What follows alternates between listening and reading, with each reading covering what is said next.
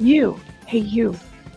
Yeah, I'm talking to you. Are you tired of the same old podcast with the same old panels and the same old rhetoric? So am I. So come spend time with me, where you can have a laugh, be entertained, and learn something.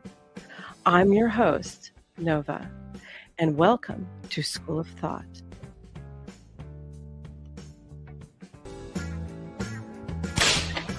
Class is in session.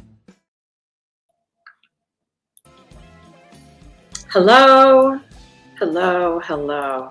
It has been a minute, y'all, but here I am, Nova Star, coming back from out of, shall we say, trouble to come back to you all here at School of Thought. How does everyone like my new room? It's not nearly set up yet, but we're getting started. My sign is still slightly blurry, unfortunately, and I'm not totally over being sick. This is sticking around. Even the kid has still got a cough. So whatever this is, if you can avoid it, by all means, do it. How is the sound, everybody? Is the music too loud? Sound check 1, 2, 3. Let me know if I'm coming in loud and clear.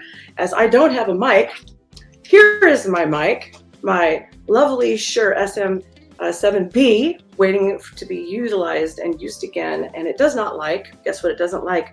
My old iMac. So my PC's still busted. It's like when they say it rains, it doesn't just pour. When the proverbial poop hits the fan, it doesn't just go one direction, it goes everywhere all at once. So here I am, still sitting without my PC, so I can't do any recordings, which I'm still a singer, everyone. Yes, I'm still going to be putting out that album, and I'm working towards the goal of getting that taken care of. I think my power source is dead, and those things cost an arm and a leg. And Star, at the moment, talking in third person, not because I'm crazy, but just being emphatical of that. Don't got the cash flow right now. But anyways, let's say hello to everyone in the chat. Oh my goodness, my buddy Shane is here. Sean is here. Freeze is here. Let's see, anybody else? Ronan stopped by, and my buddy P. Fletch.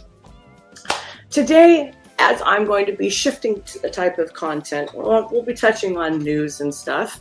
Oh my gosh, this music is so loud. Let me turn this down a second. Holy cannolis. I'm kind of not feeling this one anymore. Let's check this one out. No, that's too weird. Where's my corn sounding one? There we go. Let's do that one. Have a little fun. What was I going on about? Okay, let me instead of prattling about, as I'm starting to shift into different type of content, which I'm going to start implementing all the plans here in 2006. Everybody get ready. It's going to be a fun ride. I'm going to start by right now introducing you to my personal doctor. Yes, and I've known her since my early 20s. Imagine that. So coming from the background that I come from, you know, people with health and longevity and anti-aging wasn't necessarily the biggest goal. How many people can say that they didn't come from the most healthiest families? I can raise my hand and testify of that. However, I was the enigma in the family. So I decided with my 6-figure income, well, I'm going to blow it on, you know, Louis Vuitton, Chanel, Christian Dior. How about we reinvest and reallocate what's most important, which is what? Number one is your health. Whether it is a mental, emotional, spiritual, and or physical, those things take precedence. Why? Because if you're not well and you are taking care of things, and I was the matriarch in the family. So if I went down, everybody went down with me. All right. So that's a different approach to look at things. Why one must keep themselves together. Saying hello in the chat. Shane's laughing at me. So as opposed to, you know, doing the party thing and hoeing about, I had responsibilities. And I decided to take one of those responsibilities to myself, number one, and put health as a number one goal. Now, as I have been doing this longer than I would say most, as far as some things go, not everyone, mind you, okay? They had something called the microbiome well over 10, 15 years ago, all right? But that term which is now hitting mainstream. And every single coach, every single quote unquote doctor, every single person who's got something to sell is jumping on the trends like they all do. However, some of us already knew about the microbiome. What is the microbiome? In layman's terms, let me just put it to you this way. It is all of the good and the bad. It's all of the bacteria that lives in the gut. There's an old saying that, well, in the innovative anti-aging medicine world, the slogan was, all disease starts in the gut. Okay, well, now we're not talking about necessarily people who were born with something congenital or genetic or whatnot. But for the most part, those of us who come into this world healthy, the disease usually does start in the gut, because what we put into the body and whatever is that animal or that produce is consuming in the ground also, you're putting it into your body. So guess what? Now, mind you, these are some of my own personal opinions, wink, wink, you can do your own due diligence from what it is that I'm telling you, and you can move along. But what it is usually that they're consuming, like if that animal has high cholesterol, well, guess what? That is going to convert over into your cholesterol, and it's going to be a negative, which is why it's so important that people go back to basics, which is eating animals that are consuming animals that have been raised in a healthy environment and are consuming healthy things, not loaded with pesticides or any type of GMOs. Now, the difference between here in America and Europe, which I'm well versed between the two, is in Europe, they still have farmers markets. Did anyone know this? Does anyone also know that in Europe and other parts of the world, a lot of those things that we here in America purposely put in our food to add things to be addictive and to tear your microbiome apart, which I'll explain why that is illegal in Europe. If you were to go to Europe and consume people with, let's say, Crohn's disease, gluten issues, all those types of things, all of those types of people, actually, when they go there and they consume the normal wheat, normal things that we would here be eating and you'd be having an allergic reaction to, they don't have that. Matter of fact, you can consume their food, normal food, that's not been laden down with all kinds of crap and trash, and you'll actually lose weight. Did you know that? Do you know why that is? Because they've got so many hidden sugars and the grains that your body can't actually fully digest. That stuff just puts the weight right on you, along with all the rancid and corrosive oils that actually, when you consume it, dilates the arteries as opposed to opening it up. And what happens when you do too much inflammation to the body? Well, you're invoking disease. It might be a slow trail to it. Some people, it's much quicker, but it comes no less to one and all. So, hey, I am interested in helping everyone, including men's health, which we will be touching on that in the next episode. I have a whole thing getting set up for the dangers of low testosterone for men, the health impacts that it has, which, by the way, gentlemen, if you have low T, did you know it gives you cravings just like women? Did you know you have cravings just like women? And you have mood swings, and you don't handle stress very well. And it does so much more to you psychologically and physically than just affect your libido.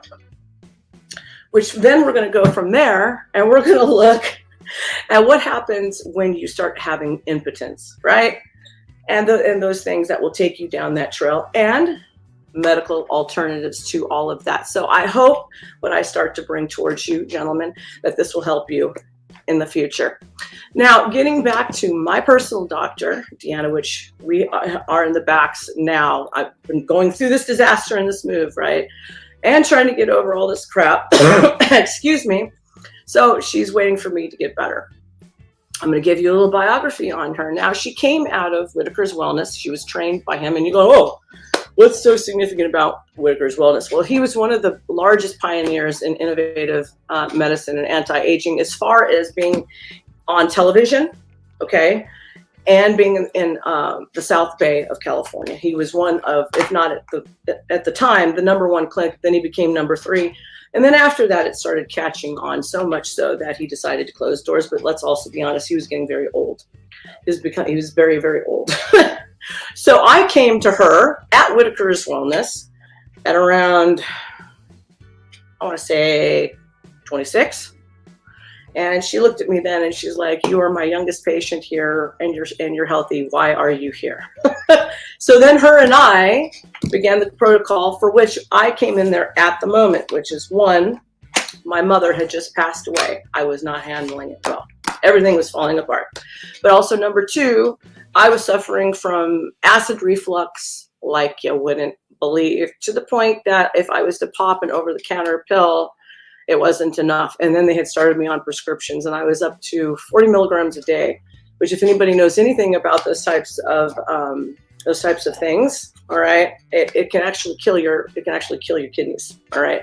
So I looked at that. I was like, okay, let's get out of here. Let's figure something out, and then figure out how to self-manage and or completely cure it. Right along with my thyroid at the time, which my thyroid was just a little bit low. It's very common here in America, especially for women. To which she put me on a nature thyroid, and that, which is a bioidentical form for the body, which means the body, it's plant derived, based upon the same biochemical mechanisms as your own body. Okay.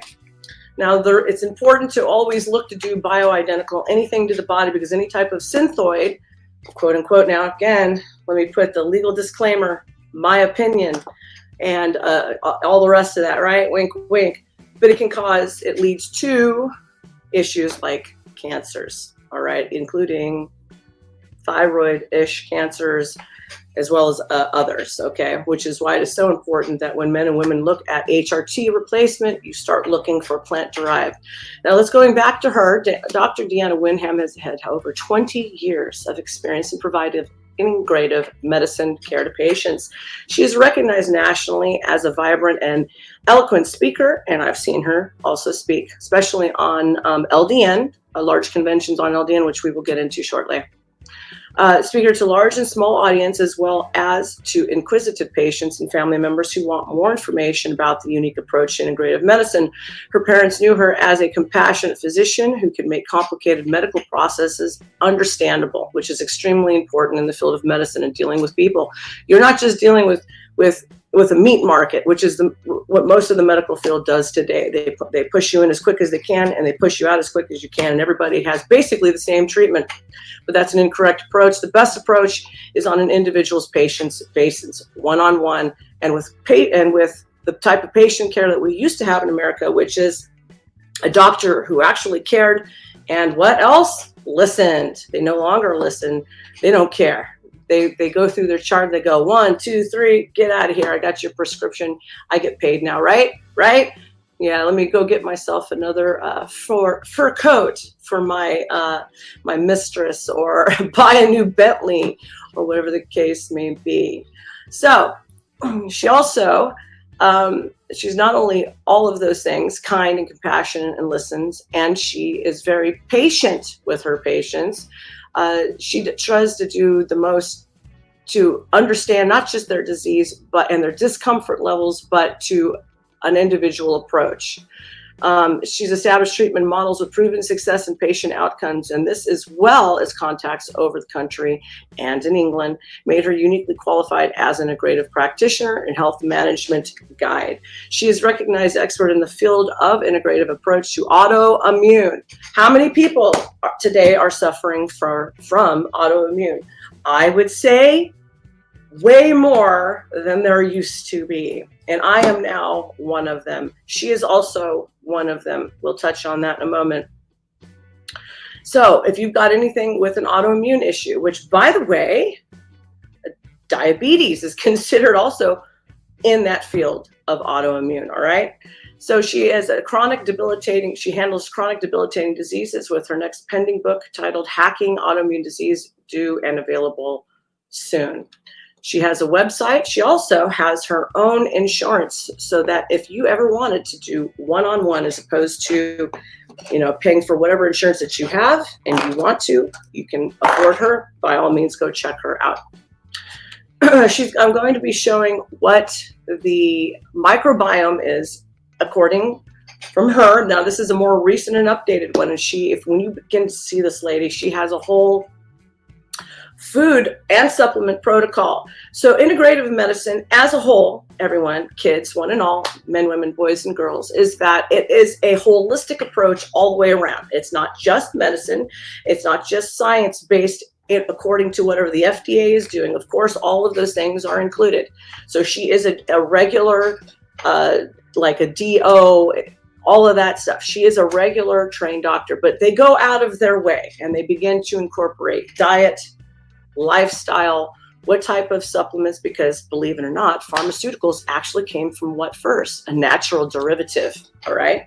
So here we are. She handles all of those things, including state-of-the-art technology of whatever is coming out. Now we're starting to see the apples and the oranges between where the elites and those who have the money can afford to care. All right, this is for them, not necessarily for you and me, the peon of the masses, right? But she's made herself very available to one and all. So I suggest you give her a little check out. We're going to check out what she has to say about the army in your gut. Now, we touched on that briefly. Hey, Amanda Thomas, it's good that you're in here, and Logical Sparks. I'm so glad you guys are here. We're going on with a whole stream on health and where these things can take you, introducing my doctor and so on. Let's see what Ronan says real quick before we continue. I have been on and off the keto since 2018. I've seen some significant improvements, but I am contemplating going full carnivore, and I think that will work better for my body. I would definitely say carnivore will work best for some people than it will for others. Now, so for some people who have, at least me at the time, versus somebody else at the time, we were both doing the same diet, which was very keto, and then added the whole like HCG injections at the time. Now, I've done it with and without HCG, which I was one of the rare patients that the minute I injected that crap, my body went into full pregnancy mode, and I had my head in the toilet within 20 minutes, barfing. And at the time, you know, I'd never been pregnant or anything at the time, so I thought I was just having some weirdo reaction. But the lady had told me, she's like, "Oh my God, you're one of those people who actually suffer pregnancy syndromes from the HCG." But anyways, so we were both doing the diet, which was about 500 calories. By the way, 500 calories. Kill me now. That was horrible. It was miserable. And that other person was a male. Now, males have well over 30% more muscle mass than females. It's much easier for you guys to lose weight, you bastards. I'm just kidding. It's just a little jelly going on. So you guys can lose it quicker than we can. But anyways, but I had more muscle mass, believe it or not. And because I had more muscle mass, that type of caloric restriction for me was no bueno. It was not working. I was not only falling out, like blacking out, hungry and lightheaded, but as soon as I started to cheat on the diet, because I couldn't maintain 500 calories. I don't care what HCG and what they're saying. It was not working for me. When I say cheated, like just had like, you know, an extra piece of meat and some type of a potato or a bean or something. I had to have something. I was dying. And I started to lose weight. The minute I took in more calories, I started losing weight. Whereas that other person stuck to it, didn't have my muscle mass, and could lose all of the weight. And I was very mad at the time. But now looking back, I'm okay with it.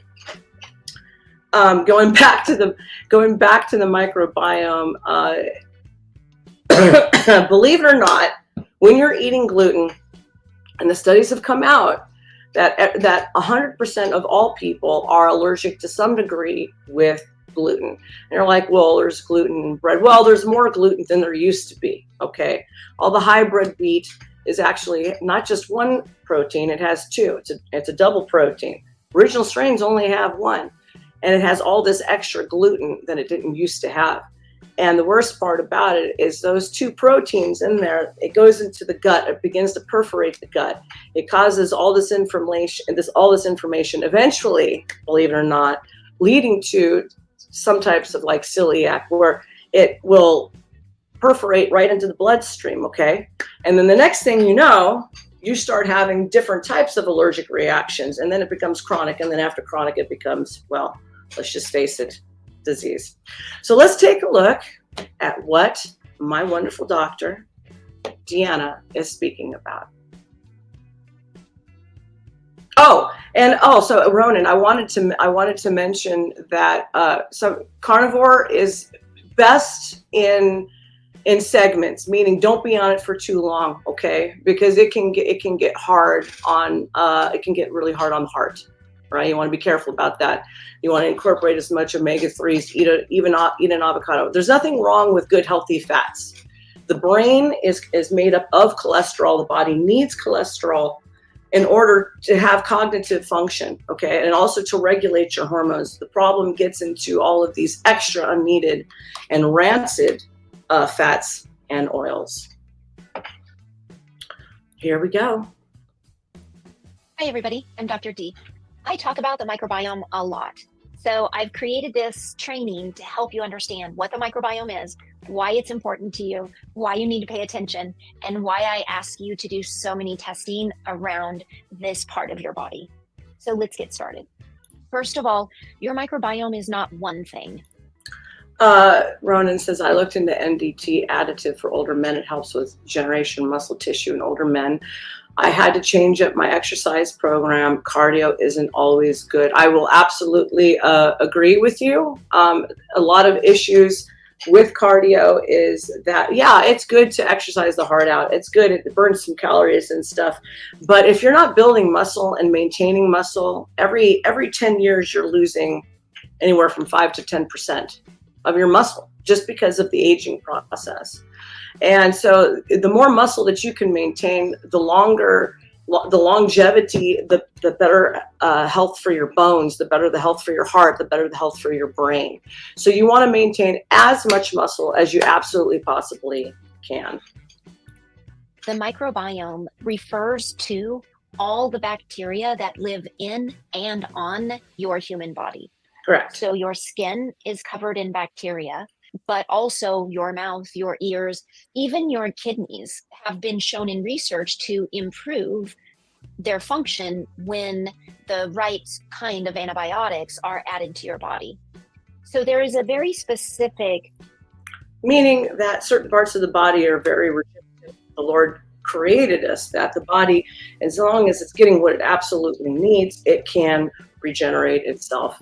I've known an alcoholic who was, well, let's just say right there at the final stages, and yet the liver began to regenerate as long as they maintained sobriety and stayed on a specific type of a diet, but yet they could not do that, and which the alcoholism got them in the end. But it goes to prove that the liver can regenerate. Blend of microbiota, which is just the term for a lot of different microbes or bacteria living together. And there are a different blend of these microbiota in different parts of our bodies, but they're not just sitting there. No. They're doing a lot of jobs. So your microbiome, part of your microbiome actually trains your immune system. It's part of how your immune system learns what's you and what's an invader, either a homegrown terrorist like cancer or an outside invader like bacteria or viruses. It is our first... You can get an autoimmune disease from outside invaders, aka mold. Does everybody know that? Mold, black mold.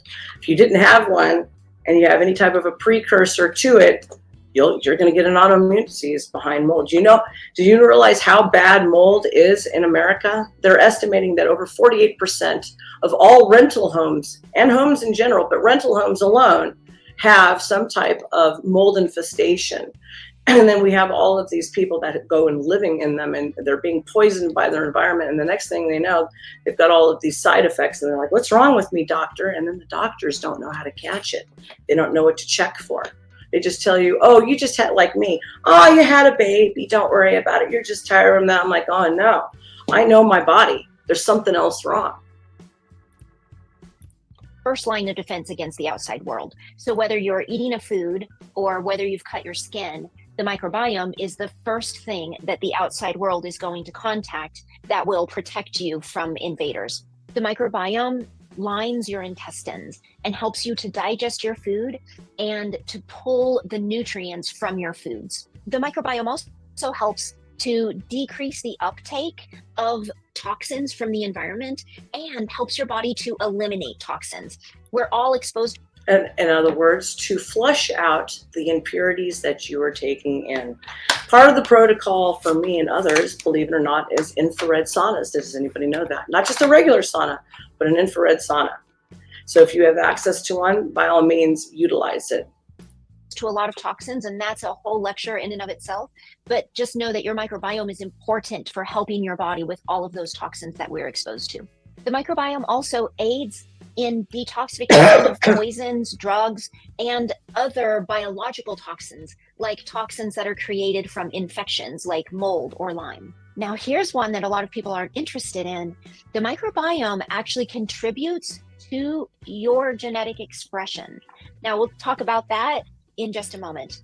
The microbiome has connections. Oh my gosh, let's read Shane's comment, which, I actually watched a video on a girl who was a dancer in Vegas, and then she would go there every couple of weeks to work and then go back home, and she cut herself shaving with the same shaver that was in that bathroom that had a little bit of rust on it, and within 3 days she had died from bacteria. So it's the same thing that Shane's talking about. A friend of mine his father got a small cut on a boat, and he got an infection, died in 48 hours, bacterial infection, toxins, which kind of sounds, really think about what you're getting cut by and what's around in your house, because you can get staph infections and all types of stuff. Oh my goodness. And thank you, Trippy, for showing up. You know what? I'm going to play a disclaimer. Okay, because I don't want somebody coming back and say, but you said. Now I said, and I've done, and I might not be wrong. Okay, wink, wink, but it's up to you to do your due diligence and follow up behind what it is that I'm telling you. That's the best and always the best approach. The views and expressions, opinions, and stuff on this channel are probably crap because it's a woman, and I'm just done with this and I want to burn it all down. But every time I try to open my mouth, I get hurt by that fucking clown. Well, I got something to say about School of Thought. Her body was made for What did I tell you about not rating the lines the way they're presented? Come here. Okay, I'll do it right. The views and opinions expressed on this channel are just that. Don't take anything too hard and don't get offended, or else you'll end up like me. Yes, I agree that voice actor sucks. They should have hired me instead, just saying. Anyways, here we go. Back to the microbiome, to which then we're going to start talking about diet. And if you know anybody who needs to hear these things, any loved ones, please pass this information along. You could be saving lives, and that's what I'm most interested in. Throughout the body. So it's not just helping your immune system and helping you to digest your food. The microbiome has its fingers in everything. So let's talk about the microbiome and your hormones. There are many hormones that are actually produced in the gut. And so that's the manufacturing facility. There are very important impacts of hormones on the microbiome and the microbiome on hormones. And that's especially noted during early development. So children and teenagers have much more impact on their hormones as it's related to the microbiome, but it's important for all of us.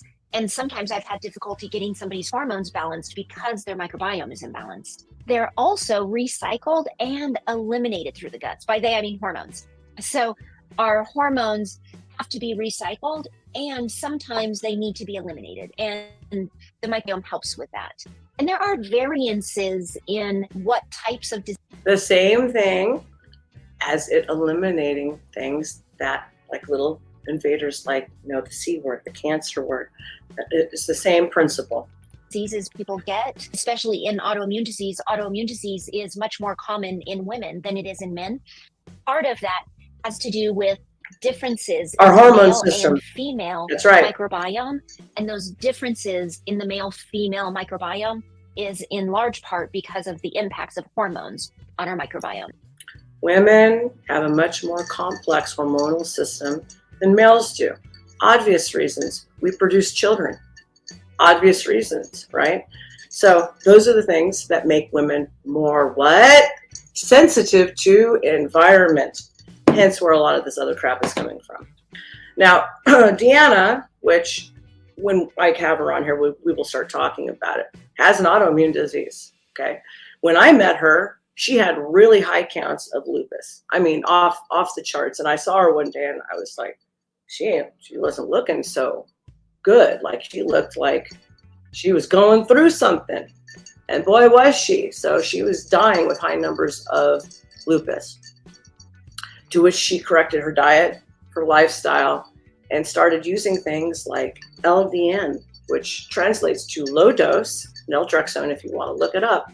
She's also on the board of directors on there for the advocate of it. It's a autoimmune. It's a immune stimulant. Now, I'm not a quote unquote scientist, so I'm not going to sit here and try to pull up all of the things that it does, but it will help with your immune system, including patients with cancer. It's used to treat all kinds of things, including diabetes. But doctors will not subscribe, most common people, to it. So she no longer has detectable numbers. Did everyone hear what I said? She has no detectable numbers, okay? Which is great because that means that autoimmune disease is no longer attacking itself. That's what lupus is. That's what a lot of autoimmune disease is. The body is not recognizing itself and it's overactive and it's attacking, the immune system is attacking like everything from the organs to the your joints. There's different types of lupus and obviously different types of autoimmune, but she has no detectable numbers. Isn't that a blessing? Can everyone say praise the Lord to that? I would say that's a blessing. The microbiome also has direct connections with your brain. One thing that we don't mention here, or that I don't mention here, is Shane says biological medication injection. No, it is a compound that you can get, and it is a pill. Now, do they have it in injection form?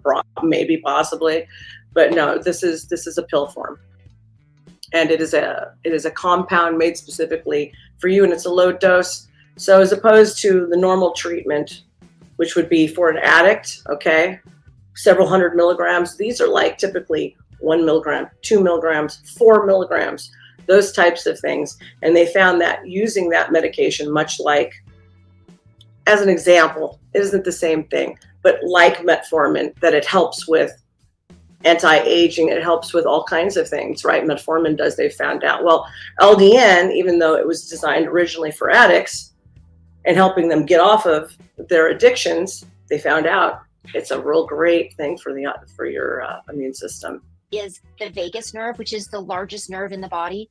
And the vagus nerve comes from your brain and has connections throughout your entire gut with all of your internal organs. So it interacts with the organs that the microbiome is also interacting with.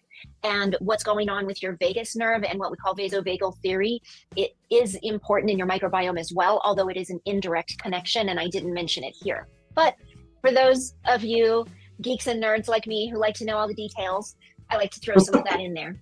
Also, 80 to 90% of the neurotransmitter that your brain uses are made in your gut. Again, that's the manufacturing facility. So important to know that you have to have healthy gut health, healthy microbiome health in order to have healthy neurotransmitters and healthy brain health. Correct. Your microbiome also produces cytokines. Your cytokines are chemical messengers. They're like signals or a language that your cells use to talk to each other. And the microbiome produces cytokines that impact how your brain functions. An unhealthy microbiome in your gut actually secretes metabolites or chemical messengers that alter or change the blood-brain barrier. The blood-brain barrier is a barrier between your brain and the rest of your body that is supposed to block out things that you wouldn't want to cross over. But when that blood-brain barrier is broken, then things that aren't supposed to be in your brain are able to cross over, having negative impact. I'm going to use an example of myself right now because that's the best example I can use, right? It's talking for myself. So when I was diagnosed with low numbers, but no less lupus, but I had low numbers. When it first flagged, it was 600. And by the time I had started her protocol, I got it under 300. Okay, so I was headed in the right direction. In my blood workup, I also did a toxin blood workup, which cost me an arm and a leg, which her and I will go into later on. But it showed all of everything that was in my blood that was negative from black mold. It was there. It was way off the charts. So if a normal kind of healthy in range exposure was like, just say 0.5, mine was well over 3%, 3 point something, well over that. BPA was in there. Formaldehyde is in there. The whole kit and caboodle, all different ranges, all different things, but it was there no less. Which then her and I discovered I'm a poor detoxifier, right? There's people who don't, the body is not offsetting what it's coming into contact with, which all comes right back down to square one, which is your microbiome, okay, how healthy it is. Now, mind you, I might have gotten myself off of the prescriptions for, say, my thyroid. I helped to heal my own thyroid, by the way. I used her protocol, and then I'm like, I'm going to take a step further. And I went and I got myself a real high end, not cheap, okay? Because you will find that there's a ginormous difference between regular vitamins, okay, on the market versus what they call nutraceuticals. What's a nutraceutical? Star, Nova. A nutraceutical is a pharmaceutical grade vitamin. Now, remember, I started off mentioning earlier that all of your prescriptions originally started off as a natural derivative to which the labs go in and they synthoid, and then they repackage it to all of us out in whatever fucking area you want to call it, America, Canada, Europe, whatever the case may be. Okay, so if you want the best vitamins and the best results, and I'm more than happy to help walk everybody through that because I've done the journey. I've taken damn near everything out on the market. There's only some things in some companies that I would feel comfortable promoting because most of it is not just trash, but a lot of it is also dirty in quality. Does everybody know that? Like, it's so bad that there's little to no regulation. And now I'm not for regulation, okay, but just in general, how it works is that the stuff can get dirty, and whatever's on the ground, they'll still sweep that up and they'll repackage it right to you. I kid you not, you know, or it's got such a low natural derivative to what it is that they say is on the bottle. Like they say it's on the bottle, right? This is my LDN, by the way. They say this has got so much of it in the bottle, but they're lying. A lot of times they're lying. So you have to pay the price in order to get quality nutraceuticals, which I'm more than happy to make a link and give it all to you later. But what she's referring to, going back to what she's referring to, the blood-brain barrier. Now, when I got re-exposed to mold in this last house that I was in, which is how I've ended up moving, she's put me on a whole complete protocol once again to eliminate the crap out of my system, right down to even a nose spray twice a day, which has nano silver and stuff in it to help protect the blood-brain barrier and to clean any of that type of other organisms, because black mold is an organism, okay? It's a living organism, and it goes into the blood and it stores itself. It likes to hide, like a lot of different things, like different parasites and things. They like to hide in the body, and you don't know where it is, and you're having different issues, but a lot of doctors don't know how to address it. And hormones are also more active in the brain than anywhere else. And we just talked about how the microbiome and hormones are so connected. Your microbiome is also connected to your immune system directly and indirectly. So 80%. Now, do you see this? Leaky gut, food intolerances, immune abnormalities, then autoimmune condition. What did I start off by telling all you kids earlier? I start off by telling you that it perforates the gut and then it goes into the bloodstream. That's exactly what they're talking about. So when she diagnosed me with leaky gut, because of my off the charts acid reflux, I had to address all of those things. And I've gotten to the point I no longer need any of those types of prescriptions, and I can self-manage, and it never gets too out of control to the point that I don't know how to deal with it and keep it at a minimum. And that's what it's about. It's about being able to heal and be able to not just improve your overall health, but to heal. But that's what the doctor and the FDA industry is not about. They are not about healing anything. They are about keeping you dependent and in the system. Percent of your immune system is also located in your gut.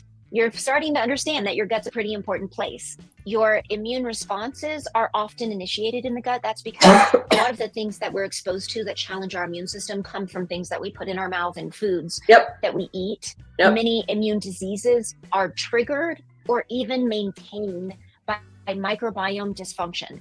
What I mean by that is that in both cancer and autoimmune disease, some researchers have theorized that a change to the microbiome might be one of the first dominoes that falls over, creating your risk for autoimmune disease or cancer. In the gut, if you look at this picture here, so these cells in the middle, this is what a normal gut lining should look like. It's like fence posts. So a wooden fence in your backyard has fence posts like this, up and down, right next to each other, with no space in between. And what you're not seeing here is that in between these fence posts, there's something called tight junctions. Just like in a fence in your backyard, it has those wooden slats that go across in order to make the fence more stable. Tight junctions in between these cells of the intestine also make these more stable. But what can happen with damage to the intestines and to the microbiome, which protects these cells in your gut, is that the cells themselves can become damaged, and or these tight junctions can be damaged. Either which then what happens later on? Does anybody know the answer? It later begins to do damage to your DNA, right? And not just including everything else in the profile of that DNA, which could be everything from your telomeres, your pituitary, whatever the case may be. Those are the hormones, right? It can damage the hormones, but it will also damage the DNA on a cellular level, which then does what? Leads to the C word, right? Leads to those other types of autoimmune issues. Are we allowed to say can lead to cancer, or are they going to come back and try to fact check me? Well, remember, I'm giving you my educated opinion, but it's up to you to do the rest. Which creates increased intestinal permeability, aka leaky gut syndrome. When you get increased intestinal permeability, that can lead to food intolerances, immune system abnormalities, inflammatory problems, autoimmune conditions, cancer, and other inflammatory and chronic diseases that all start with this. And your microbiome is one of the major protective pieces that you have to keep this from happening. Now, the gut, Okay, out of curiosity, everybody who's watching and who is in chat, are you liking the content? Would you like to see more of this coming in the future? Because that's part of my goal. Put 1 for yes, 2 for maybe, or not so much. Let's read what Ronan has to say. Ronan is a dear friend, which we will be getting together soon to do some content. He says, I absolutely agree with you at School of Thought, and Dr. Sebi has said that there are bases for human illness, and because of these unnatural additives in our food and these medications have changed our genes. Well, certainly with all of the inoculations and the shots, which I'm going to go out on a limb and for her, because her and I have talked about it behind the scenes. If you are suffering from any type of, let's just say, COVID-related issues, whether it is from taking any type of medication, okay, wink, wink, there is a protocol to help clean a lot of those things out, okay? Which, when she comes around, we will briefly touch on that, because I don't know how much of the YouTube gods are going to allow it. But there is a protocol that can help you, okay, or a loved one who could be in need. And Deanna Windham is who you want to reach out to. keep putting gut here, but all of that means microbiome. Gut was a lot easier to fit than microbiome over and over again. So the microbiome also has a connection with the mitochondria. The mitochondria, you might have heard this phrase, are the powerhouse of the cell. You hear this all the way from grade school. My grandkids are telling me now they're hearing the mitochondria are the powerhouse of the cell. And that's because the mitochondria are what make the energy to make your cells do their jobs. So if you were a car, the mitochondria might be the gas or the motor that makes it run. Mitochondrial diseases are associated with gut diseases in the research. We typically see them together when they look. Many diseases are also associated with both mitochondrial and gastrointestinal problems. Correct. And problems with mitochondrial function in the enterocytes. Now, the enterocytes are going back here to the cells in the gut. That's what we call these cells, is enterocytes. Is everyone enjoying the science lesson? It's kind of fun, right? To see it get all broken down like this by somebody who's actually trained and knows. It's kind of cool. And the enterocyte damage to the mitochondria in that enterocyte is believed to be one of the first things that damages those junctions and causes damage to the cells, leading to leaky gut syndrome. And we also know that most things, so the connection between mitochondrial health and microbiome health is more at this point showing up in the science and the research. On me? And we know that most... Are you saying I need to put some extra light on? Do I need to do that? Is that what you're saying? Let me know. Most things are that impact the gut are also impacting the mitochondria. And so they seem to be going hand in hand, although we do need more research in this area to better understand exactly how they're connected. And then your microbiome is even impactful in your genetic expression. Is this better? Now, if you've watched very much of my videos or talked to me, then you know that I'm big on epigenetics, and your microbiome has a part to play in your epigenetics.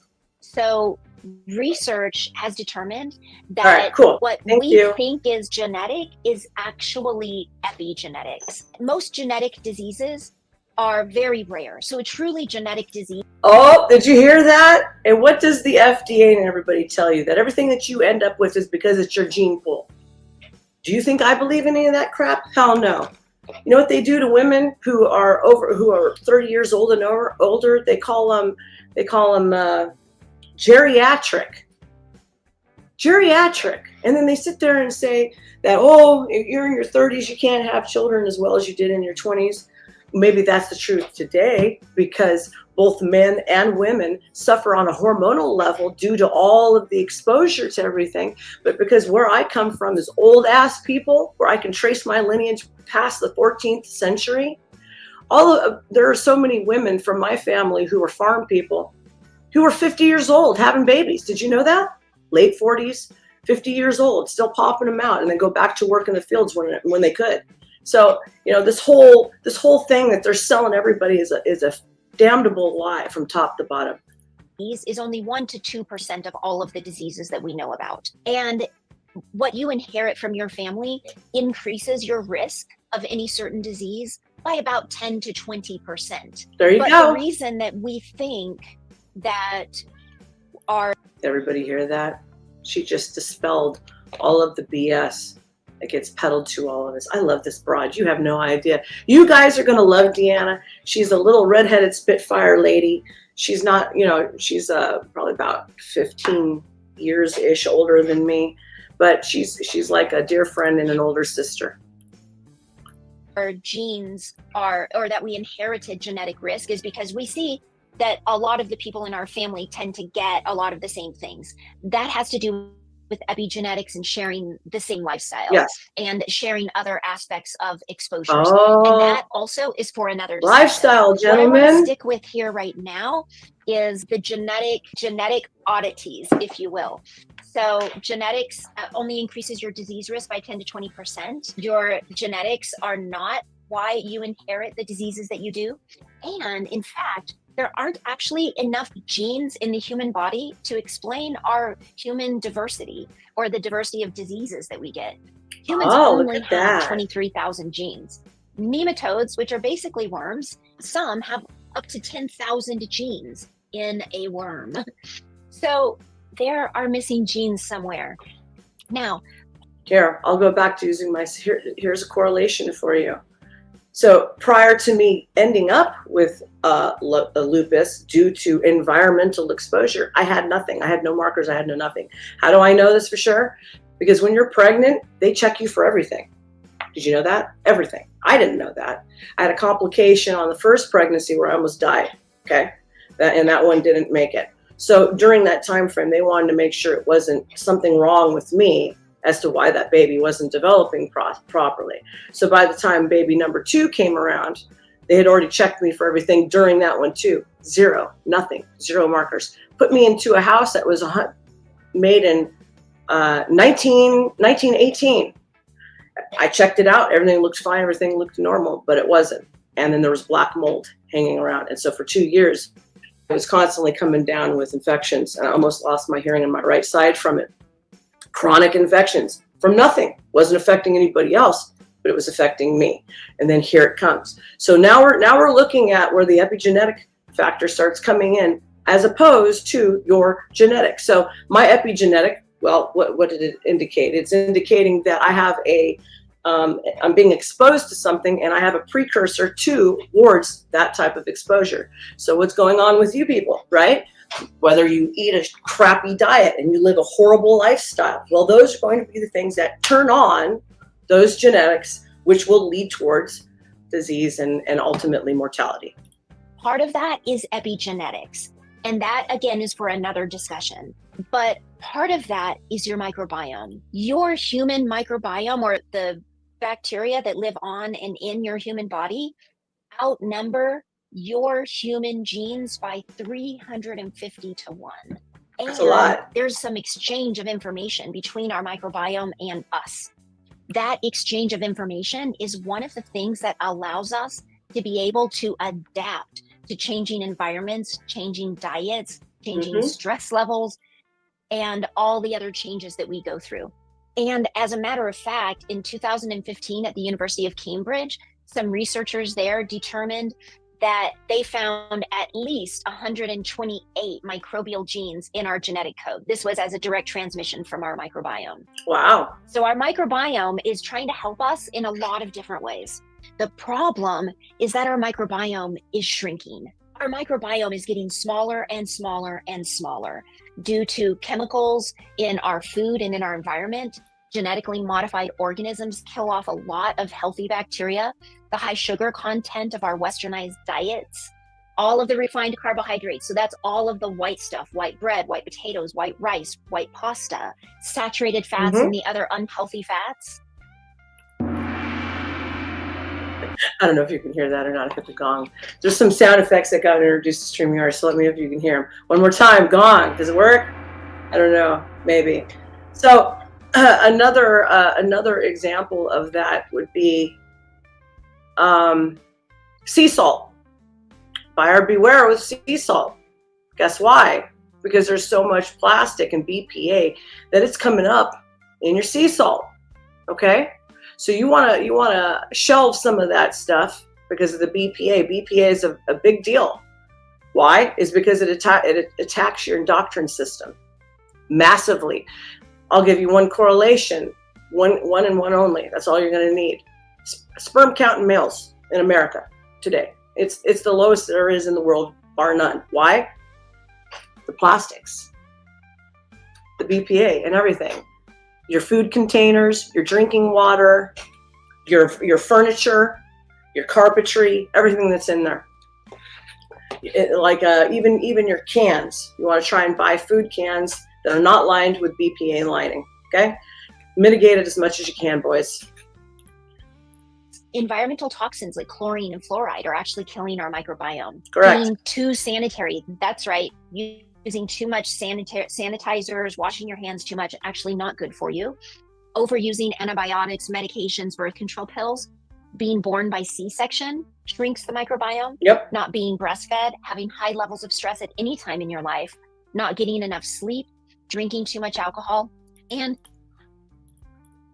iodized salt was introduced to the masses because of thyroid issues, right? Well, the problem is that you're not going to get enough iodine in your salt to do jack shit with that.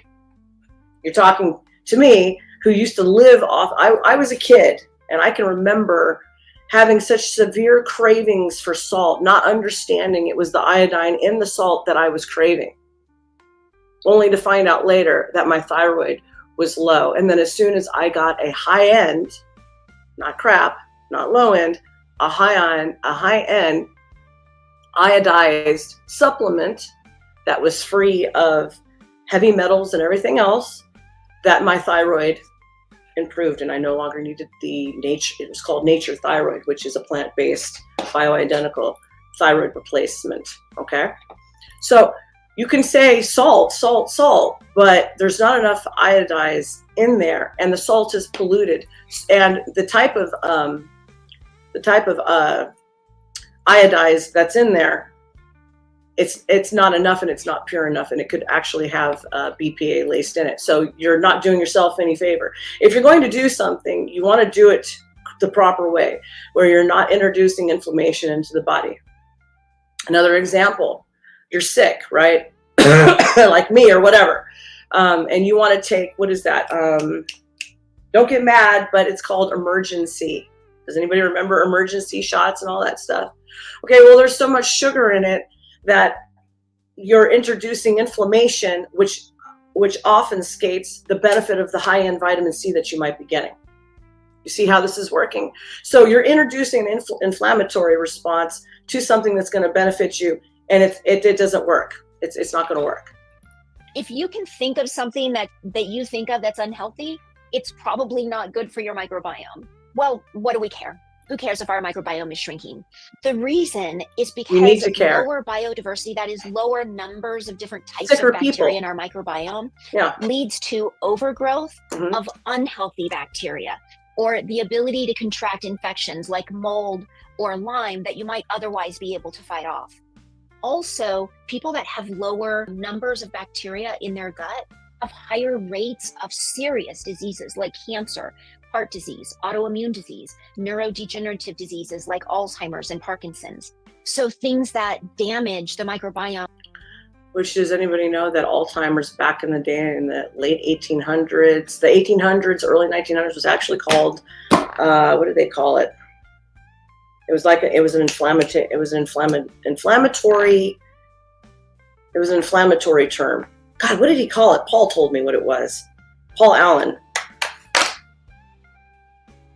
Crap, I can't remember what it is, but it was basically time. Oh, the tightening of arteries.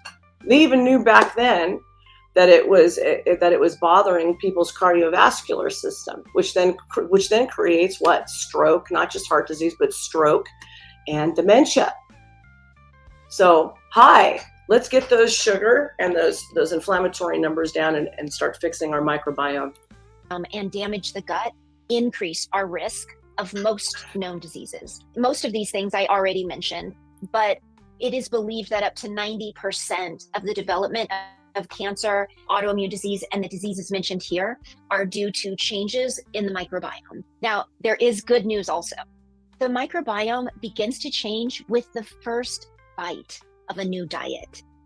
So that's wonderful news. Eliminating toxins from your environment has also been shown to enhance biodiversity. So eliminating fluoride, chlorine, cleaning up your water, cleaning up your foods, just automatically starts to improve on the microbiome. And I'm going to give myself also as an example. When I did I do blood tests like all the time. And this lady, she likes to work with the vampires. Okay, so a normal doctor, you'd get maybe 4 vials, maybe up to about 6 at the higher end.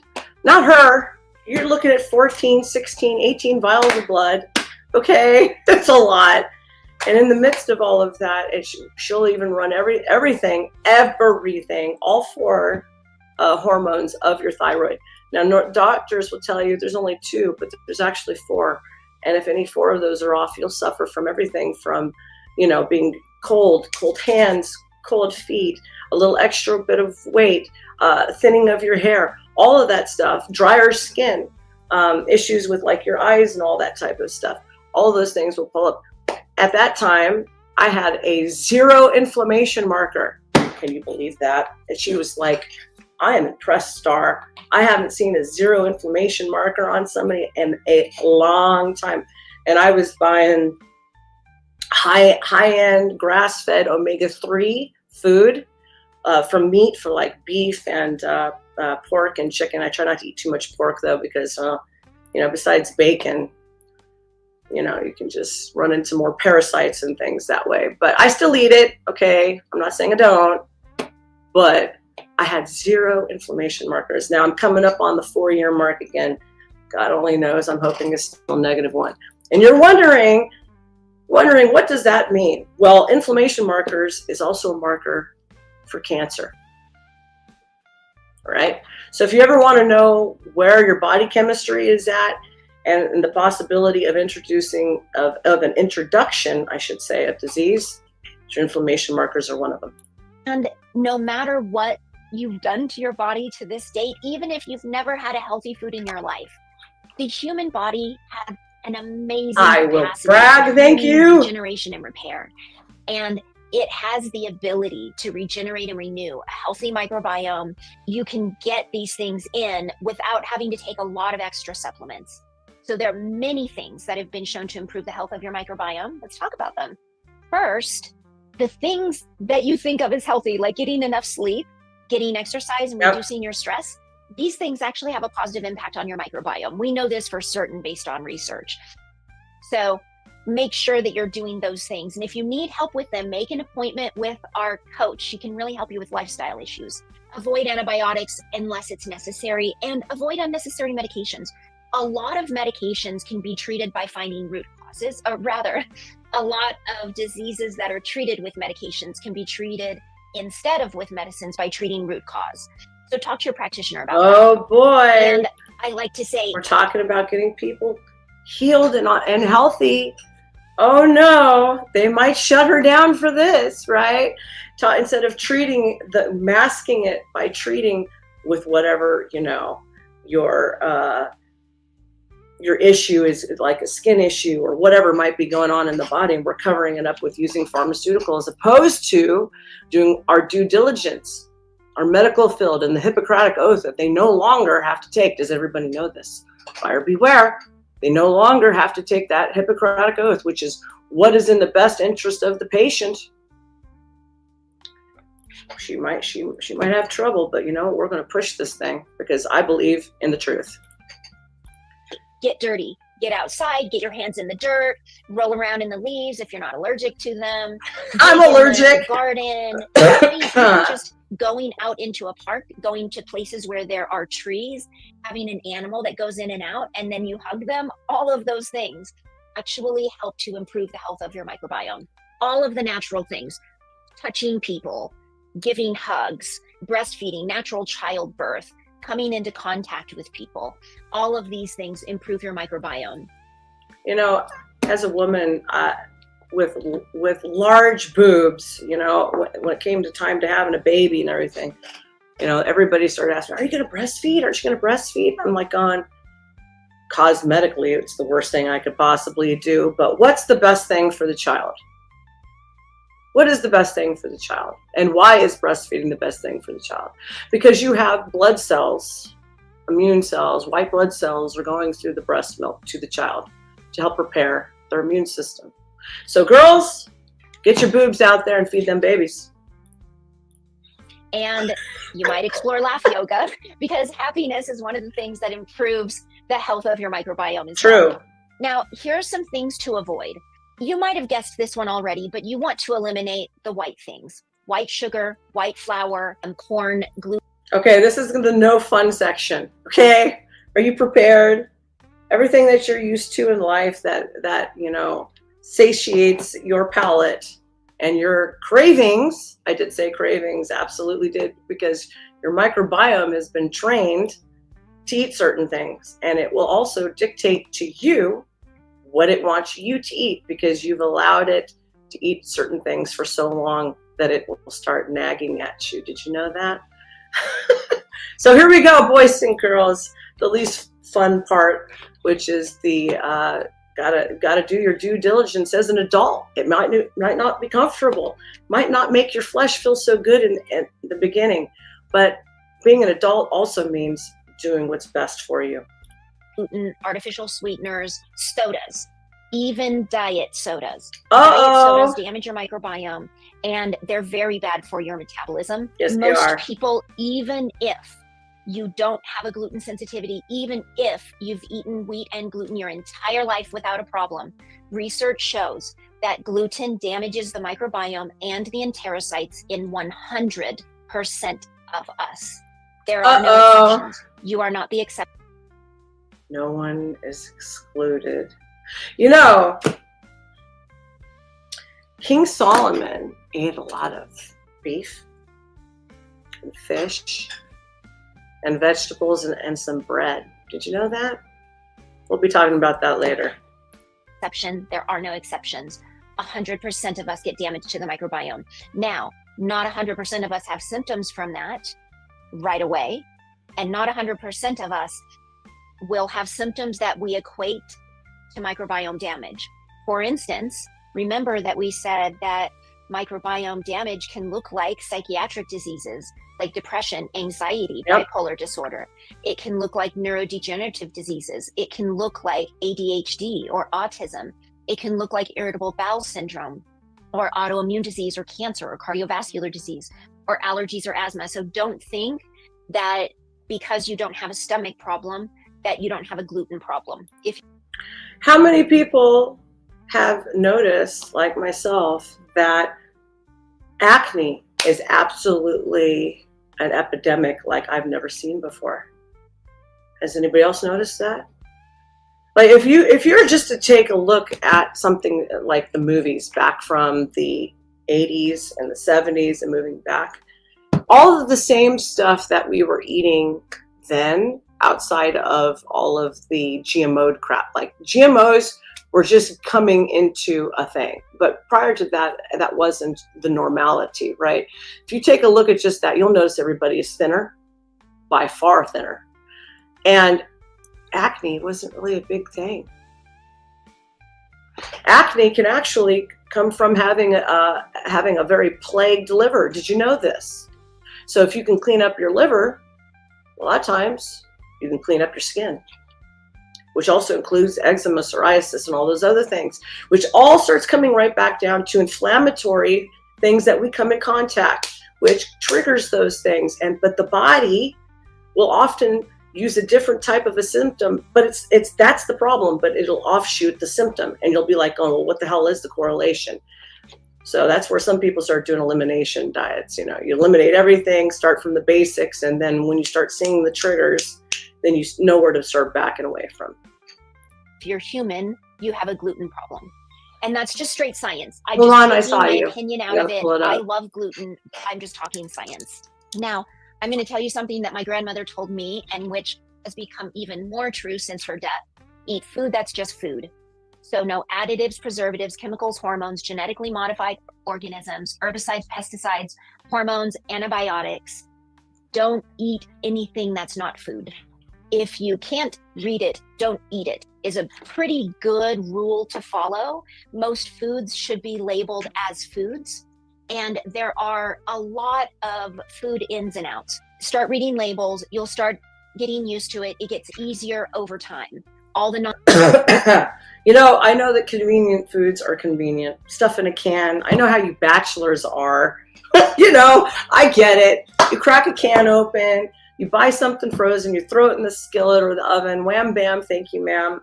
But you're getting all those other things that you don't want. The best thing to do is start cooking from scratch again. I'm sorry. I know it's a downer. I know it's a pain in the ass. I'm going through it myself. And, I'm half Mediterranean. And so, oh man, I can make some pasta dishes, honey, that would just curl your toes and you thought you were in heaven. Seafood dishes with pasta, the best bolognese, you name it. Lasagnas that are just magnifique. But I'm having to take a step back and recalculate what I'm doing. And I'm not going to lie, it's harder than hell. Like, I love pizza. I love pasta. but it isn't loving me back. But thank God for Deanna, because she's like, Star, you can eat einkorn pasta, which you want to look it up. It's EINKORN. And they make pasta from it. You can make your own bread from it, your own desserts. It's not going to be as whimsical and fluffy, and it's going to have more substance, and it has like 8 to 9 grams of natural protein in it, but it doesn't have all that extra gluten in it. It's very low. It's so low that most of the time the body doesn't even detect it. Okay. And it satiates you more. And I've really had to do a change. So, it's not any fun, but that's what being a damn adult is, guys, ladies and gentlemen, boys and girls. That's what being an adult is. It's doing things that you don't necessarily like to do, or that you have to change in order to be healthy and have the benefit of life again, as opposed to just satiating the flesh and giving into all its damn cravings, which don't get me wrong, I've done it before too. So I'm human. I've taken an apple out of that sack. Non-foods are poisoning us. You want to try to eat organic, free-range, hormone-free, antibiotic-free foods as much as possible. Detractors from this will tell you that there's no evidence that these foods are better, and that's They're just lying. not true. All you have to do they're is lying. look. There is evidence, there is research, there is a knowledge base out there. Look for evidence that isn't biased by money. That's the key. Remember, kids, every study that you see, every report that comes out with showing this and showing that, those have all been paid for by somebody who wants to prove their point over the truth. And it depends on who gets there first, who will set the precedent. Same thing with the law. And then, unless I have you on a gluten or grain-free diet, or unless your practitioner has recommended a grain-free diet, I usually say that a person can eat 1 to 2 servings of whole but gluten-free grains. All grains should be organic. Non-organic grains are actually sprayed with pesticides right before they're harvested. And so it gives them a particularly high dosage of those chemicals. Let's get to some of the things you can do. So you want to eat more healthy. So this lady has, when you begin to see her, she has a whole sheet. I have it, but I can't just give it out for free, okay? And no, I do not get anything for introducing her to everyone. I do not get any kickbacks. I have not made any money doing any type of streaming whatsoever. If somebody doesn't give me some type of a donation, I get 0 kickbacks, okay? I'm doing this all in the interest of truth. Truth is number 1. Number 2, to help people, because I'm interested in actually helping people. And to get to the truth, which is start with your health. Start with the most important things like this. But she has a whole sheet, and she's going to touch on it here, but it's not the whole thing, of all the foods that you should eat and things that you should avoid. And as she begins to talk, one of the things that she will strongly advise, I don't know if she covers it here because I didn't get this far in the conversation, is fermented foods. Fermented foods. Here in America, like in Europe, when we used to can and do fermented things, we don't do those anymore.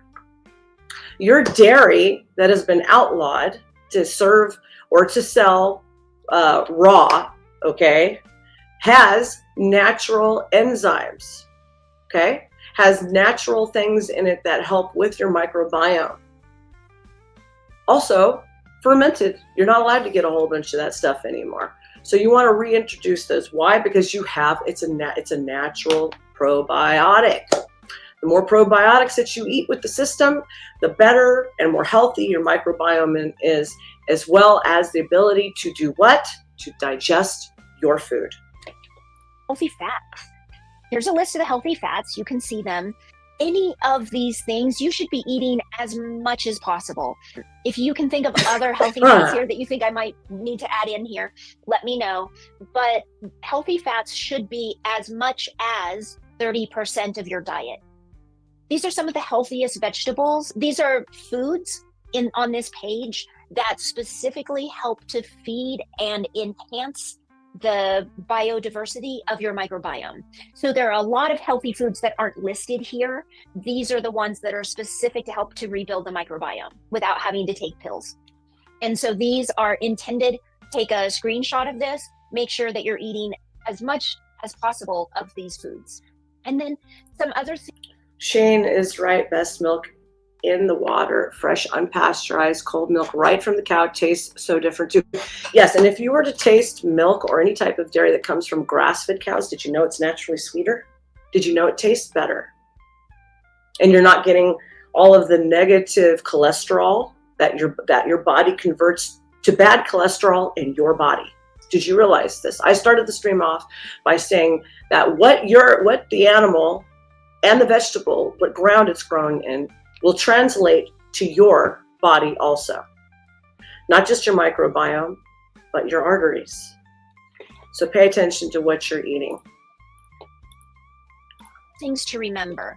And these are things you're going to have to get help with. So talk to your practitioner about them. So there are other things Thank you, Naomi. are both I'd have another caused lady in. by a damaged microbiome or cause a damaged microbiome. And those are the things I've listed here, like nutritional deficiencies, food sensitivities. But food sensitivities cannot be treated early in the course of gut issues, except in rare circumstances. So I see a lot of people get that one out of order and try to put it up front. Small intestinal bacterial overgrowth may need to be considered. Mold and Lyme are much, much more common than any of us ever realized. There was a huge update in integrative medicine in 2024. That's right. Showing this to be the case. So looking for those a lot more often than we used to. Yep. Biofilm, whenever there's any sort of overgrowth, dysbiosis, chronic. Biofilm, I've taken biofilm. It helps break down all of those bacteria that have crept into the body that are very hard for the body to break down, including not just probiotics having a hard time and enzymes having a hard time getting through those barriers, but so does your antibiotics. And I've taken this stuff before. So if you've got a lot of candida in your system, which you can tell when you stick out your tongue, if there's a white covering, the more white covering you have, the stronger indication that you have a candida overgrowth. Now, a lot of people are talking about it. There's candida in the human body to some degree. That's natural. But when it comes overgrown and it feeds, believe it or not, it feeds off of sugar.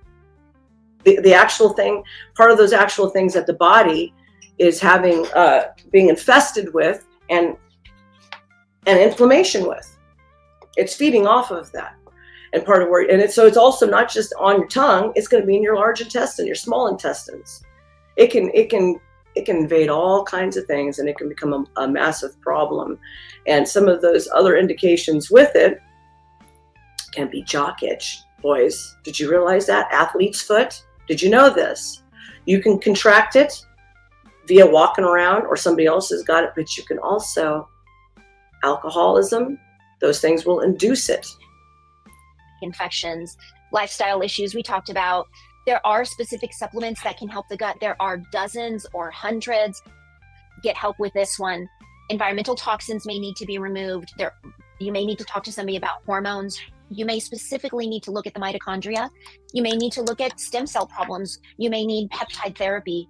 So there are other factors. If your microbiome doesn't respond to just diet, eliminating the negatives and adding in the positives, get help and start looking at some of these other factors. Correct. Also, you need to call a doctor or a practitioner right away if there's a complicated disease state, especially if there's advanced disease, if you've tried and failed, if your health is worsening. Don't wait. The sooner you get in to see somebody, the easier it is to be treated. Correct. If the person that you're working with now is just eliminating symptoms, but they're not going to root causes, you need to look for somebody else or look for somebody to add to your team. If you've been told that there are no answers, no treatments, no choices, and nothing else to do besides suppress symptoms, that is when it is most important to find somebody. It only means to that person that you are speaking to, they don't know any other options. There is a very good chance that others do. So go look for second opinions. What do you do now? She's absolutely correct. You don't ever want to wait till the longer that you wait with something obvious, the worse the condition is, right? Or the more progress a disease has to set into the body. So you want to start like I did. The minute I was like, there's something wrong and I don't know what's wrong and I'm not getting better and I'm not feeling better. And I know my body. Most people can't say that. Most people don't know their bodies. Most people don't pay any attention.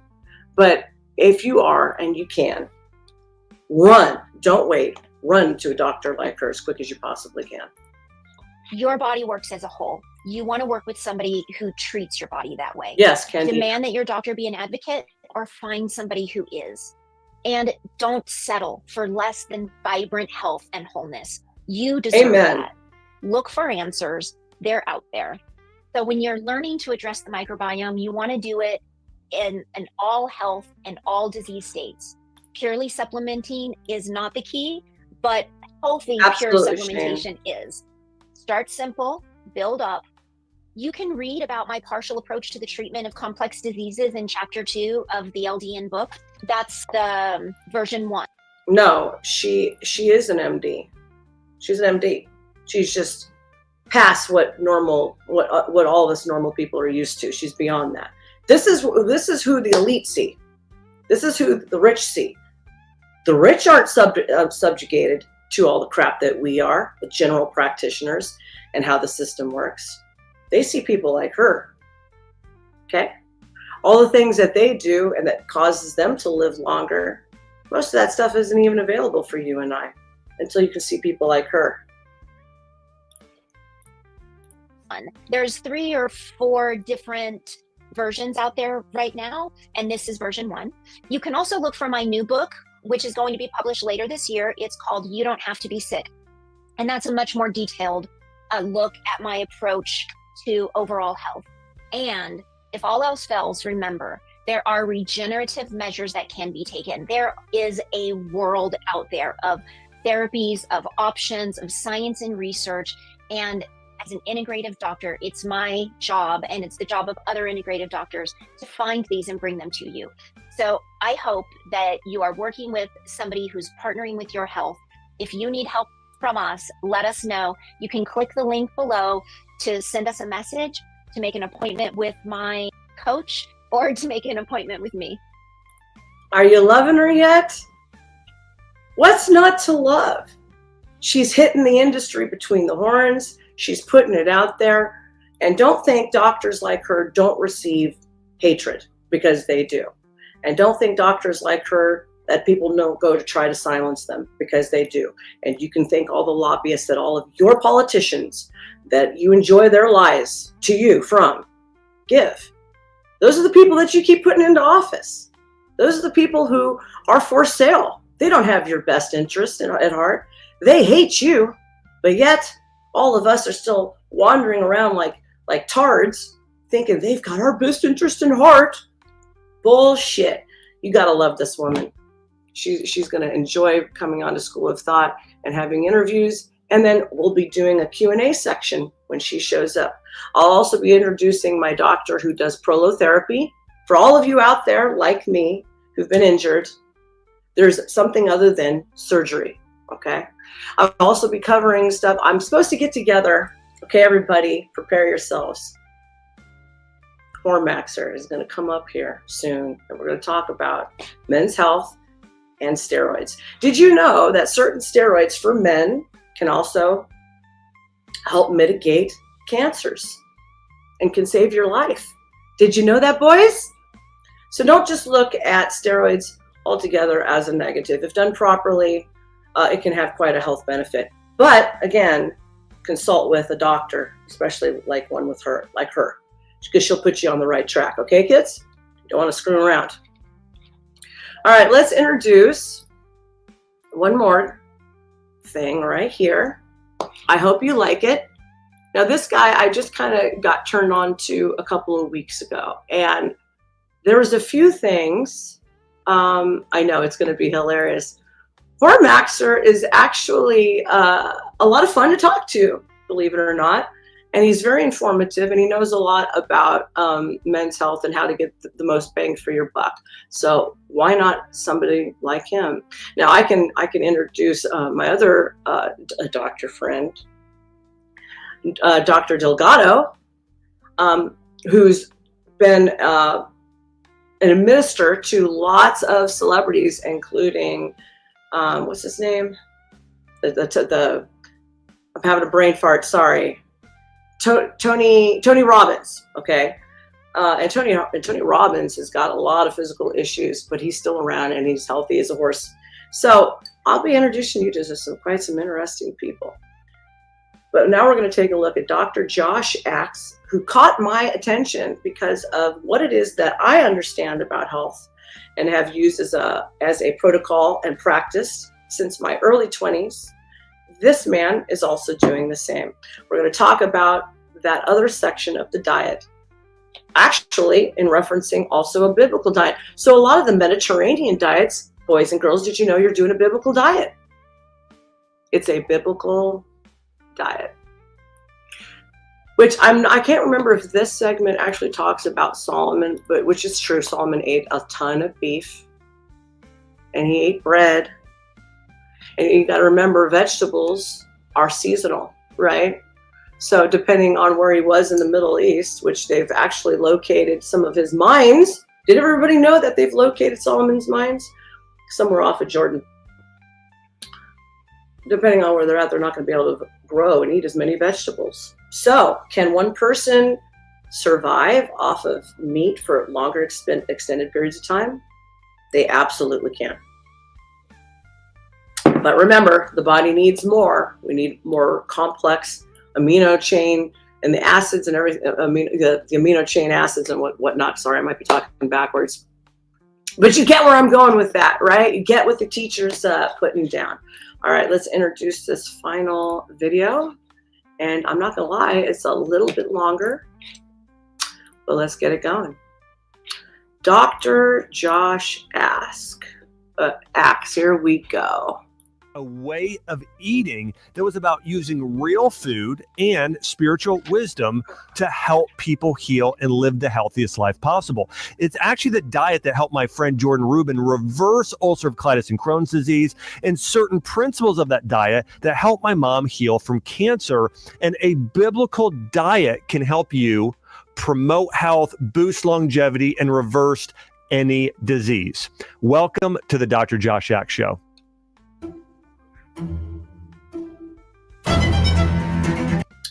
Now, I can't show what I would really like to show. Does anybody remember a series, I believe it was produced by Netflix in around 2011, 2014-ish, and it was called The Paleo Way. Does anybody remember that? With a chef from Australia. And he called it The Paleo Way. If you have access to that series, which I believe you can get it on Amazon, there are several episodes you want to pay close attention to. They have a bioengineered. She did something in bioengineering. It was a lady, and she came down, I believe, with MS, and she did all of the conventional everything for it, and she kept getting sicker and sicker and sicker. I'll bring her up next time. I've got her saved. I can't even remember. It's been like 5 years since I watched her. She was in a wheelchair. She was dying. Okay, she was in a wheelchair. She couldn't walk. She was just getting worse and worse and worse. And then you know what she did? She went to a mostly meat and liver diet, like the Paleo Way. And guess what happened? She started walking again. She could ride a bike again, go play with the kids again, all kinds of stuff, went back to work.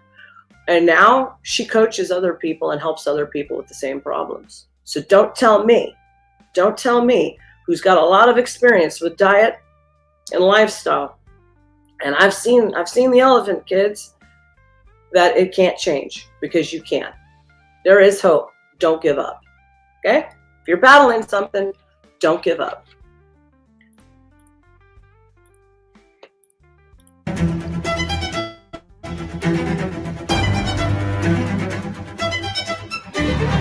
There's that infrared that I talked about.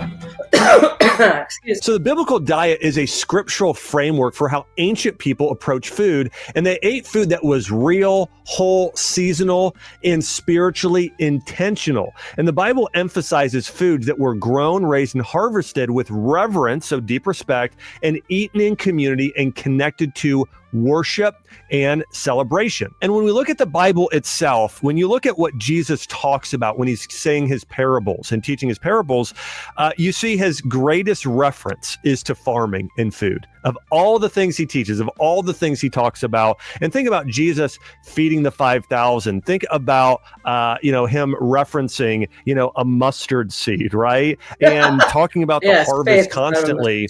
Again, these were agricultural references. And actually at that time, around 90% of jobs, I believe, had some sort of agricultural component, or people lived on farms. I mean, this is where people were spending their time. And we see throughout the Bible references starting in Genesis all the way through Revelation in terms of agriculture and food references. And in Genesis 1:29, God says to Adam, I have given you every plant yielding seed that is on the face of the earth, and every tree with seed in its fruit, you shall have them for food. So we see there in Genesis, God saying, hey, eat plants. And we really believe, in my study and theological study of nutrition in the Bible, that what Adam... Sorry, I had to cough and blow my nose.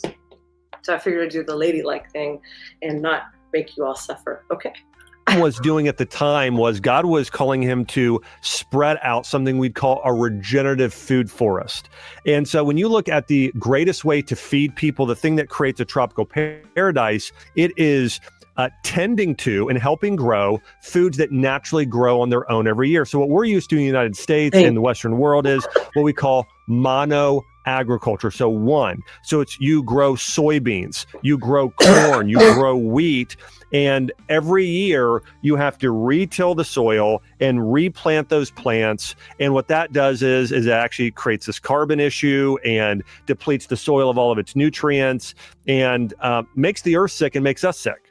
However, in Genesis, when we see Genesis 1, where God is talking to Adam, we really believe that was a food forest where it was a lot of fruit-bearing trees and berry bushes and things that grew year after year after year, and we would just tend them. And then you would have animals going in and out there as well, helping build up the topsoil. So we see that there in Genesis. Yeah, carbon living objects are not a problem for the earth. Okay? All this carbon footprint BS, and we're all like a problem and we're destroying the earth because we're alive. Oh, they can go pound sand. Animals and people and plants and everything are made in a synergy. God made it that way. And it's totally sustainable. Don't believe the lies. Come on, man. Genesis, this idea of this beautiful food forest that they're helping grow and tend. Now, then we have the fall. And then we have the time of Noah. And then many people believe there was maybe even a change in the atmosphere, okay? Because it didn't rain before then. It never rained. And many people believe, some scientists, that there was a canopy over the earth, and that allowed for animals to be larger. And you've probably heard this, right? If you go to areas where there's rainforests, some animals are bigger. Part of it is due to maybe greater oxygenation. And we know that they're much more... insects. I hate bugs. Ugh. They get big wherever it's warm and there's lots of lush green and lots of oxygen. That's what they said about the dinosaurs, that the oxygen level was much higher back then. Gee, so everything's on a decline, isn't it? Plant life there, greater humidity, and that may allow those animals to grow larger. Well, some scientists believe that's sort of why dinosaurs grew to the state they believe that that's why some humans lived so long, was actually due to the atmosphere. Well, then we had the flood, and then there was a change in the environment, possible changes in the landmass. And after that time of the great flood, that the Bible accounts and many other cultures account, here's what God says to Noah. He says, everything that lives and moves above will be food for you. Just as I gave you the green plants, I now give you everything. Okay, and that included animals, lamb and cows and sheep and chickens and livestock. in order to eat those as well. And I believe that there's a potential, and I'm not saying that this is a fact, but there's a potential when there was that environmental change that it became more necessary for us to eat some of those things in order to be healthy. In fact, we know that really the only way we can get, in most cases, for most people, enough vitamin B12 in specifically in certain nutrients is by eating meat in terms of our overall health. And so we see in the Bible, God commands. There's certain amino acid chains that are only found in, like, say, beef. You know, and what's the number one thing that they want to chastise you for? Eating. Oh, can't have beef anymore. It's not what's for dinner. Yeah, it's because they know that good quality beef feeds the brain, it feeds the hormones, it feeds the entire body. Good quality beef is what's good for the body. They damn well know it. And they know if they take away all of the meat, and if they take away and they suppress all this other crap on you, that you'll be puny and you'll be wimpy and you'll be weak and you'll be dependent and you'll be far easier to mentally screw with, not just on a physical, but on a mental level, just by depleting your food system, because the brain is starving along right with the body. And it's easier to mess with you. You know that? It's easier to believe all of the bullshit that they peddle in the media. Us first and foremost to eat fruits, eat vegetables, eat these things that grow on their own, that are perennial plants. And then we see him saying meat. And so really we see fruits and vegetables and seeds, these things very early on. And then we see meat in Genesis 9:3. I think it's also important to note that food in the Bible was seen as more than just calories or fuel. It's intertwined with spiritual meaning, with community and divine connection. And eating was seen as nourishment, as an act of worship, as a relationship, and remembrance. That goes back to the herb eaters and the meat eaters message that I did last week. If you want to see it on the channel for the preacher's kid, YT would be the channel. I haven't even put a picture up on it yet. Shane goes, pregnant women need beef, and the science that said beef is unhealthy, they now say they were wrong. Typically, yes, but still not here in America. You're still not going to see that because they're pushing for everybody to eat bugs and to eat now genetically modified grown meat, which is going to be mostly in your fast food. So you better pay attention where you're going for that shit too. Another thing that people don't understand is that good quality liver, whether you get it in liverwurst, which is pate for all of the less diversified people out there as far as, gourmet foods go. It's called pate, kids. It can come in duck, it can come in and pork, it can come in whatever. I prefer beef personally, and it's very good on toast, and it's very, very, very nutritious. So if you can't stand, say, liver and onions, which is extremely healthy for you, you can try it that way. One of my favorite Bible verses, which I've signed sometimes when I've signed books, and it's one of my favorite Bible verses that I think really embodies health in the Bible or a biblical diet. And it's not telling you to eat a specific type of a food. It really has to do with the heart of why we eat what we eat. And it says this is 1 Corinthians 10:31. So whether you eat or drink or whatever you do all for the glory of God. Do all to the glory of God. That's 1 Corinthians 10:13. And that really, also, I think, Romans reminds us 14, that when you eat, part of it is a mindset. Part of it is an act of worship. I am eating to honor God with my body. And I actually think it is the single biggest verse that's overlooked in the Bible when it comes to nutrition, when it comes to overall health, is this mindset of when I'm eating fast food, when I'm eating an organic apple, no matter what I'm eating, the way I'm feeding my kids, I am eating to glorify God because God created this body and I want to honor him with it. And so I think that is the heart. If you want to know how to eat biblically, that is the first principle, is eating to glorify God. And then earlier in Corinthians, we read this as well, where Paul says, do you not know that your bodies are temples of the Holy Spirit, who is in you, whom you have received from God? You are not your own. You were bought with a price. Therefore, honor God with your bodies. Yeah. Honor God with your body. So these two verses in Corinthians, I think, really tell us, listen, eating, there are laws that are good to follow that the Bible lays out specifically in books like Leviticus on eating clean and God kind of making sure that we're protected from all of these pathogens that live in certain types of animals. But more than that and before that, I really think it's the heart of honoring God with your body and treating your body as a temple. I recently authored a book with Jordan Rubin, and the book is called The Biblio Diet. Okay, you can see here. This book is all about healing secrets of the Bible and what real biblical nutrition is. And again, this is a diet plan that helped my mom, helped her reverse cancer. It was a diet plan that helped Jordan reverse autoimmune disease and inflammatory bowel disease. It's a diet that has helped millions of people reverse chronic health conditions and promote longevity. And you think about it, we put such an emphasis on science today, which I think has great value, but I believe the Bible has even greater value in understanding and knowing what we should be eating and how we should be practicing ideal health principles. And one of the Because it gives you a footprint to follow. It gives you a guideline to follow. That's what he's referring to. Now, I don't remember this section. I watched this like a week ago, half asleep. So just bear with it. He starts getting to it. Well, there was a diet many years ago that somebody asked if I follow, and I said no, and it was called the paleo diet. And the paleo diet is a diet that I do think has some beneficial ideas, but I don't think it's the ideal diet. I would consume a biblio diet, which is a biblical diet, far before I would consume a paleo diet. And somebody said, hey, how are they similar? How are they different? And I want to answer that right now. What is the difference between a biblical diet and a paleo diet? Well, first and foremost, it is the philosophy and worldview. A biblical diet is based on biblical creation that follows God's commands on eating foods that are clean in light of the New Testament. Okay, so a biblical diet is eating with that heart and mind and soul that I'm honoring God with my body, while also taking into consideration what God commanded about the food laws and the foods that God prioritizes in the Bible. Things like sourdough bread, that was consumed biblically.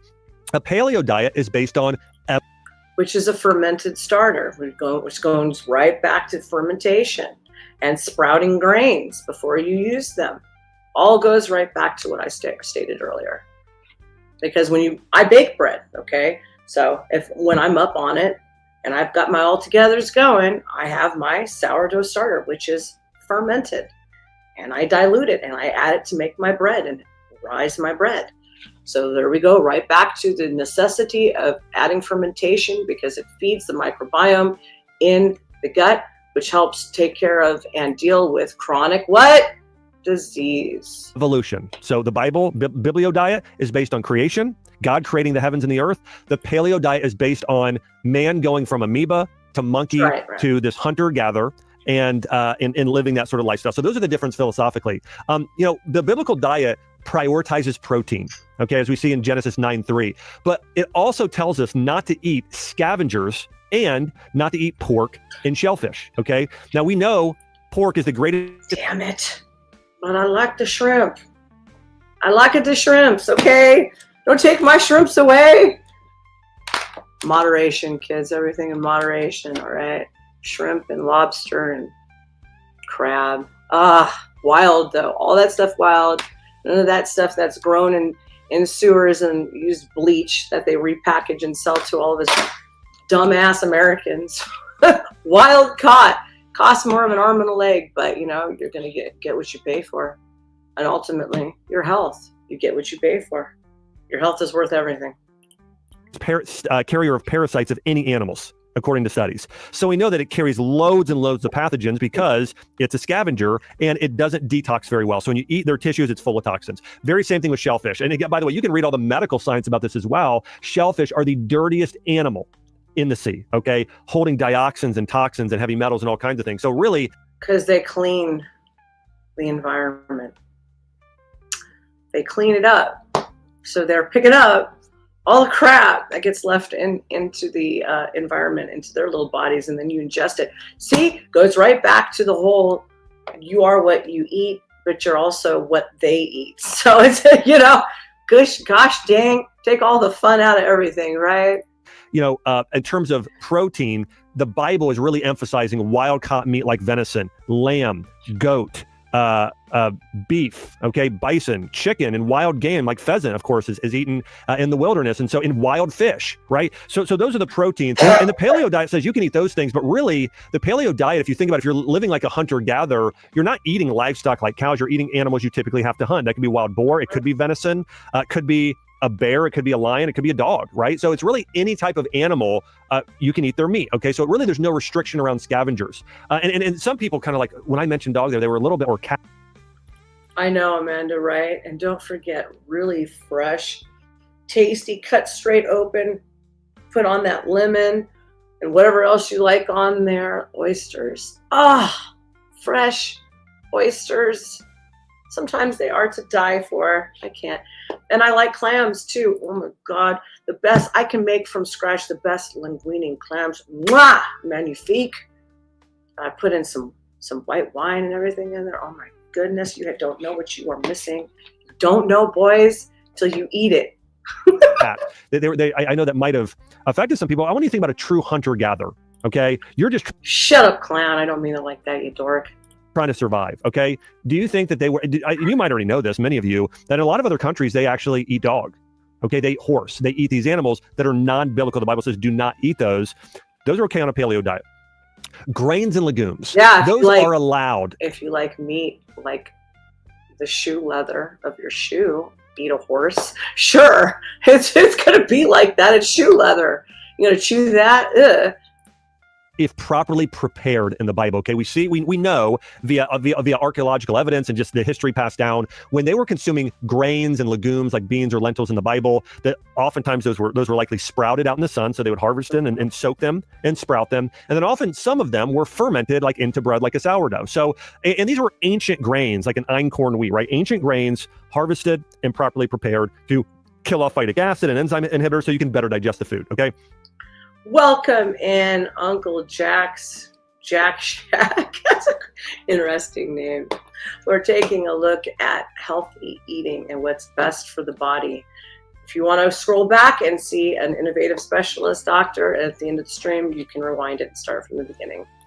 So we know that the Bible is okay with grains and legumes that are properly prepared. Okay. The paleo diet does not allow any grains whatsoever on the diet or beans. What's interesting, though, I do want to mention is every paleo diet that I've followed or seen people consume has done a lot of nuts or seeds that are raw. And I hear all of these people that are paleo saying, well, hunters or gatherers, they would have eaten raw nuts and seeds like almonds and walnuts. We do know, though, that one of the reasons they say you shouldn't eat grains and legumes is because they're high in phytic acid, which is basically an enzyme inhibitor and mineral blocker. And but nuts have the same thing. Okay, nuts and seeds have the same thing if they're not sprouted. So I think there's a little bit of an incoherence there. But all that being said, nuts and seed are allowed both on a biblical diet and on a paleo diet. Dairy. This was allowed from clean animals. Again, clean animals only like sheep milk, goat's milk, and cow's milk. Okay, water buffalo. But dairy is okay, especially if it's fermented. Most of the time, I think in sheep and goat's milk is the closest thing to breast milk composition. Did everybody know that? It's the easiest for the body to break down and metabolize. So for all of you who've got dairy cow issues, things of that nature, you could always give that a go. Most of the time they would have made it into a yogurt and it would have been fermented. And then a paleo diet usually excludes dairy. Okay. However, there are some people saying, no, it's okay. But you think a hunter-gatherer, I'm just thinking about this. Okay. If you're really eating. I'm not giving up dairy. You could kiss my big fat Cubana ass. These people who say, don't eat dairy, they are out of their minds. Okay. I am not giving up my cheese. I'm not giving up my butter. Everything with butter is better. Just ask Julia Child. The French cooking that I do enjoy doing along with my Italian cooking.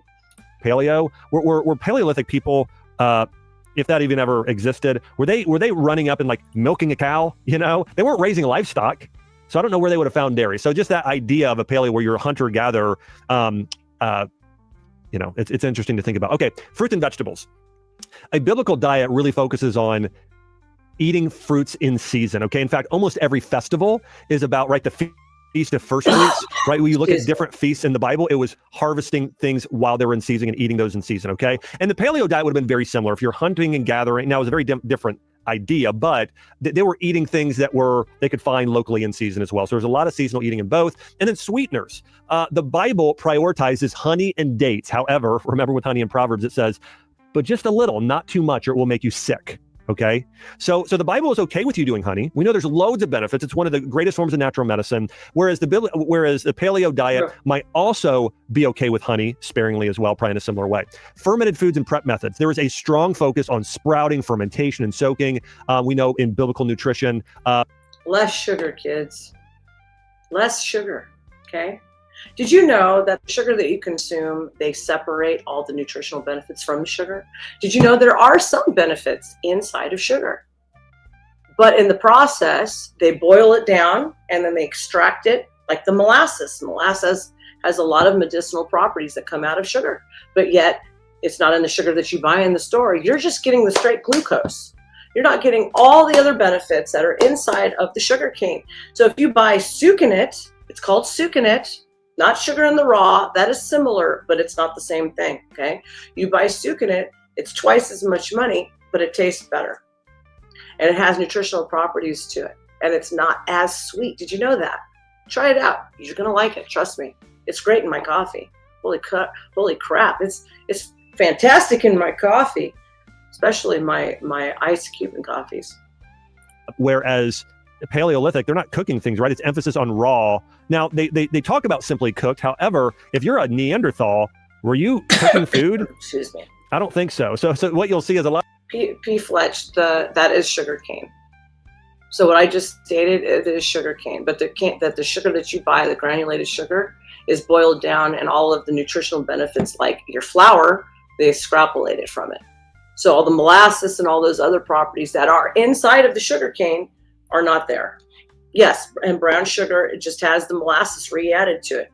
Hey, you want a short cook from somebody who cooks from scratch?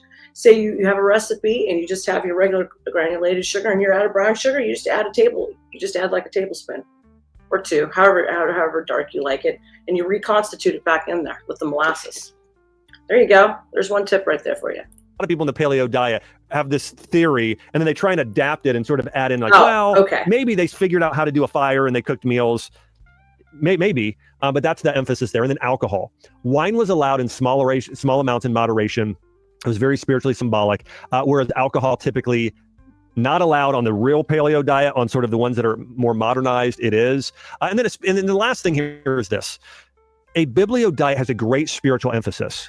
It is seeing the food that you eat was given to you by God. God is your ultimate provider. And there's a level of gratitude, a level of praise, a level of awe and wonder, and even thinking about the body and the digestive system when God created your body and what it does. And also praying and thanking God for your food. God, thank you for this food. Will you allow it to nourish my body? And even something happening in terms of maybe even you having better physiological effects when you pray for the food or ask God to nourish it to your body because you believe that God is intervening for you. I mean, the greatest example of this, of course, is communion. You know, the Bible talks about, hey, when you drink this wine and you eat this bread, think of my blood and body given for me. And what happens there with the Eucharist or communion. And so there's a spiritual emphasis of a greater level of nourishment of what happens here. And science might call some of what happens there a placebo effect that can happen. But overall, there is a spiritual awareness of when. Well, you were designed to worship something, weren't you? If you're not going to worship God, you will end up worshiping something else, right? Your own self, your own intellect, your own flesh, your own desires. You are worshiping something, one way or the other. You eat. Whereas when we see with the paleo diet, there's a secular approach that's focused on physical health. And so, listen, I think there are principles and ideas of eating like a hunter-gatherer that are interesting. But overall, I think the biblio diet far outweighs it in terms of wisdom and what I see in helping people heal. I'll give you an example. I had a patient I was taking care of. Actually, it was a doctor, his wife, and she was struggling. There's my buddy, sarcastic saying, "Yes, I'm here.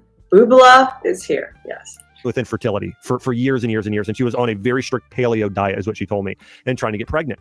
And one of the things I realized on the diet was she was eating all these almonds. She was doing almost no carbs whatsoever. I said, listen, if you want to get pregnant, a pregnancy is about, in the Bible and in Chinese medicine, about nourishing your body. I said, let's add in some sweet potatoes.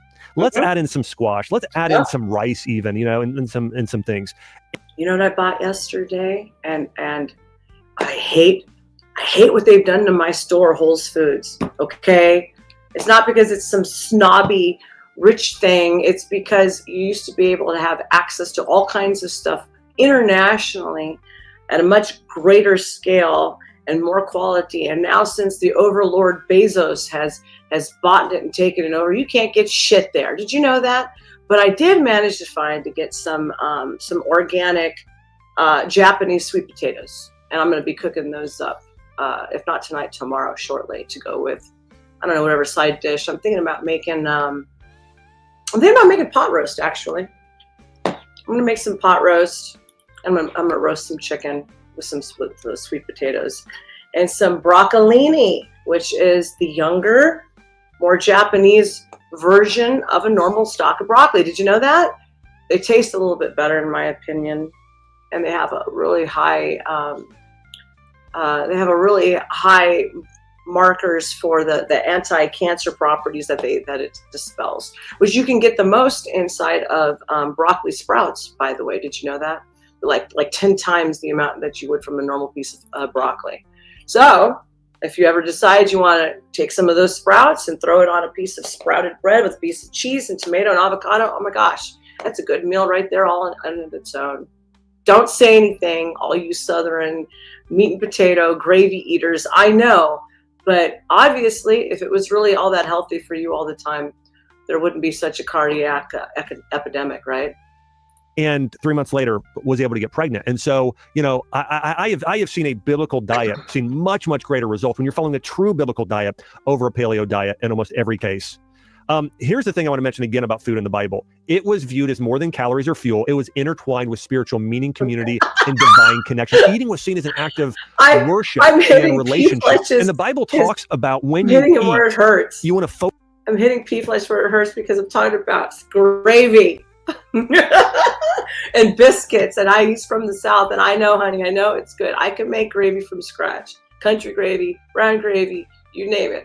I like making biscuits, and I like eating them too, honey, but you know, on a consistent diet, that's not good for you, you know? It's just not. Focus on a word here called blessing. Okay, food is a blessing and you want it to be blessed. In Deuteronomy 8:10, here's what Moses says: when you have eaten and are satisfied, bless the Lord your God. Okay, when you eat and satisfied, there's this level of gratitude of thank you, God, that you provided this food for me, and it was so satisfying. Like thanking God that you love. Sarcastic Saint says, I would ban anyone who suggested I try anchovies. Did you know in some of the best spaghetti sauces actually have anchovy in it? Did you know that? So you're eating, if you go to a good restaurant, there's a little bit of anchovy in there for the flavor. So you think, but the Italians, they do it all the time. I'm one of them. So when I make it, I use like 1 or 2. If it's a big batch, like when I do it, I do big batches, and then I freeze it, or I'm starting to can it. And I'll slip it in there. Not the meat, but the juice, the flavor from it. It's in there. Did I just blow your mind? The taste of things, like, you know, if you have a homemade pizza at home, wow, Lord, thank you for this. In biblical times, people didn't take meals for granted. Eating was a time to give pause, to give thanks, and recognize God's hand in providing. And gratitude was expressed before and after the meal. Okay, so it was, you know, and Paul talks about this in the Bible. He says, you know, you're welcome. Pray without ceasing. Whatever you're doing going on, live in a state of praise and gratitude. And so, number one of the biggest principles of a biblical. Amanda's right. The best Caesar dressing is made with anchovy base to it. How do you like that? Love you too, Sarcastic Saint. Biblical diet is blessing your food. Okay. Number 2, covenant and community. Genesis 31:54 says this: shared meals marked covenants, serious agreements or reconciliations between people. And we saw this even in the time of Jesus. You remember when Jesus was eating? That's why you can always bring, no matter what community, what religion, whatever it is, you can bring people through food together. Have you ever noticed that? Everybody's bullshit stops when you start feeding them. And then they all start getting friendly for a few minutes, or they start their trash bag up again. With sinners, prostitutes, tax collectors, criminals. He was eating with these people. And the rabbis were so blown away by this. And they said, how can you eat with these sinners? And Jesus at one time says, listen, who needs a doctor, right? The sick or the well? These people are spiritually sick. I'm here to help them and eat with them. But the reason why that was so offensive to them was when you ate with somebody, that was like saying we're in a relationship. Sarcastic says she finally found a shirt that covers up that massive I don't know. This is a dress. This is a dress. This isn't a shirt. And I guess this is from Target.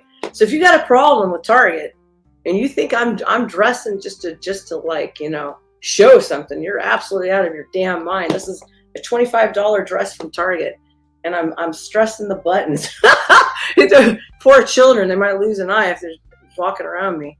Button might pop off and take your eye out. Relationship. You know, if you think back to junior high or high school or elementary school, when you're eating with somebody, that's your crew, that's your crowd. That means, hey, we got a relationship together, right? You remember sometimes being nervous, like, I hope I can sit with these people, or maybe you were rejected at some point or accepted, and what that did to your soul and spirit, right? We Be quiet over there, sarcastic.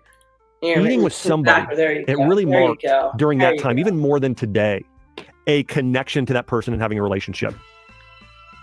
Hey, Dr. Axe here. I want to let you know about an absolutely incredible cutting. I'm gonna make an AI video where it's me and I stand up like the fembots from, Austin Powers, and I shoot. Phew, phew. That would be funny. No? Edge line of skincare called Clear Stem. That stands for clear skin and also helping stem cell production. I am a big fan of stem cells because they've helped me heal and regenerate my body. And now I want to do that, not just internally, but church. But also we said, okay, we're going to start doing communion. You can go watch the video for yourself. To pray for a breakthrough for somebody, healing for somebody. It's listed in the description, and you can check out all the products that he plugs for also. But for me, I'm going to skip ahead a little bit. Don't get mad. Somebody for ourselves. And we would just take some sourdough bread at home, a little bit of wine or grape juice or tart cherry juice. I mean, you could, I think those things are fine, and sit there and have that and just say, God, I receive your body that's been broken for me. I receive your blood that was spilled for me. I receive your healing, your nourishment. I receive you. Okay. And I believe that healing can happen through communion, spiritual healing, physical healing, mental healing. And if you're a person that needs healing, I think following a biblical diet and partaking in communion has tremendous benefits. Number 3 here, as I mentioned, is eating is for healing. Exodus 15:26 says this: I am the Lord who heals you. God's promise of healing is both spiritual and physical, and food is part of that provision.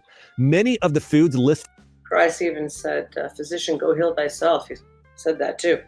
In the Bible, like olive oil, honey, and herbs, were used for nourishment, but also as a form of biblical medicine. And ancient cultures understood that food was part of a broader system of health. Now, I really believe that if you want to heal, following a... Did you know you can make a kind of it's not a probiotic, it would be more like a antibiotic, by using garlic and honey and fermenting it. Did you know that? Did you know that garlic and onions, back prior to the availability in the medicine world, and I know this because my people are so damn old, okay? So the man who raised me was born in 1928, for an example, right? Survived the Depression as an abandoned child, hungry, like no joke stuff. But he was getting sick all the time with respiratory. Yeah, thanks, Dad, for passing that down. Anyways, they didn't have all the antibiotics, but they would use a low end with cheesecloth. I'm giving some tips. Crushed garlic with onions, and they would saute it just enough so it starts to release all of its medicinal properties. And they would put it in cheesecloth and then set it right on his chest. Why? Well, the skin is the largest organ on the body. Anything that you put on your skin, your body is absorbing it. So that was another way of introducing and a lower end type of an antibiotic to an issue. You can do the same thing with honey. I'm getting ready to do a ferment of it with the garlic and the honey. So if anybody's interested and you want to see that, let me know in the comments below, and I will start showing you how I do certain things, including, some cooking and whatnot like that, if you want to see it. If not, we'll just move on to interviews. Biblical diet is one of the best diets you could follow. Now, I do want to say, I might have somebody ask a question.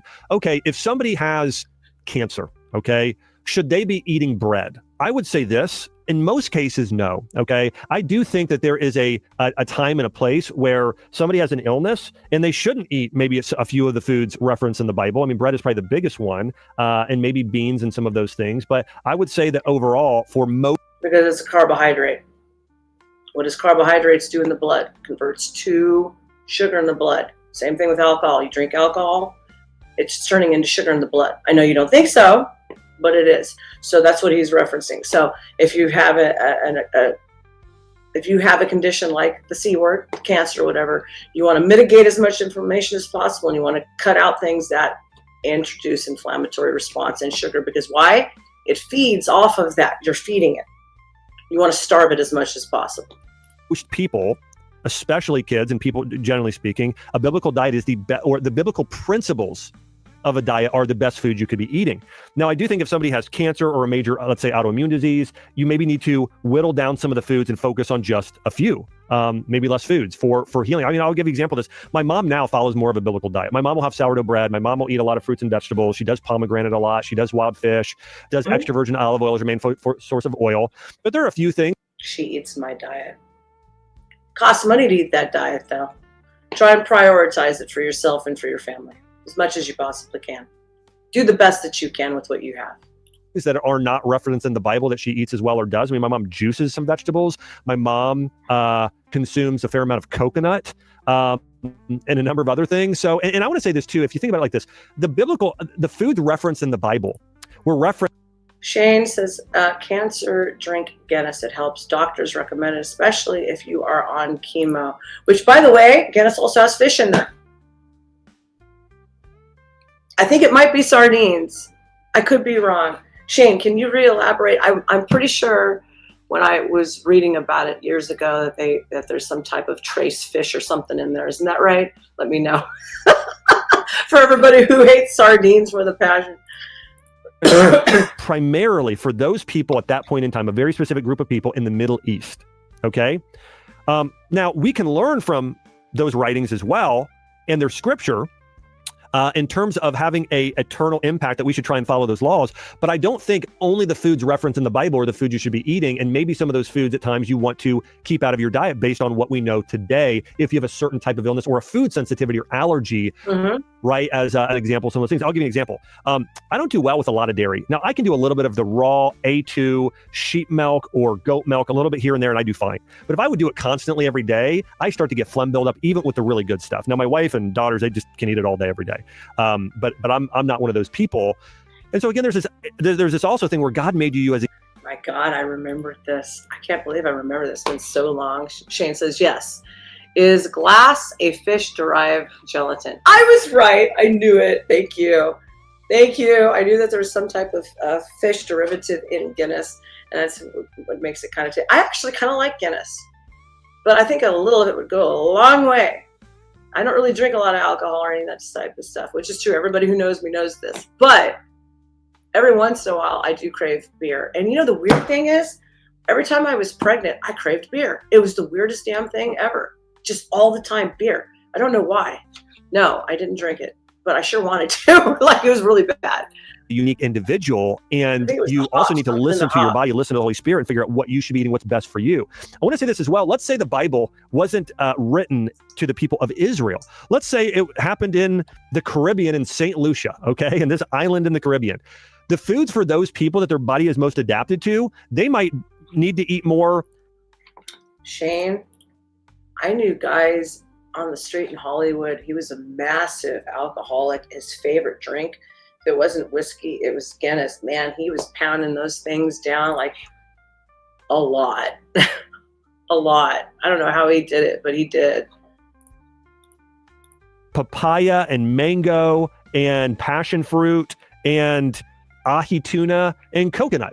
And that's what their body's going to do best with, okay? But I think that a principle from the Bible is this, is one, eat real food, honor God with your body, and then figure out physiologically, based on your own unique biochemistry, what's best for you in that as well. So, you know what I do? I use a high-end, well, the best that I can find without ordering it, a high-end virgin olive oil. You want to make sure it's from one place.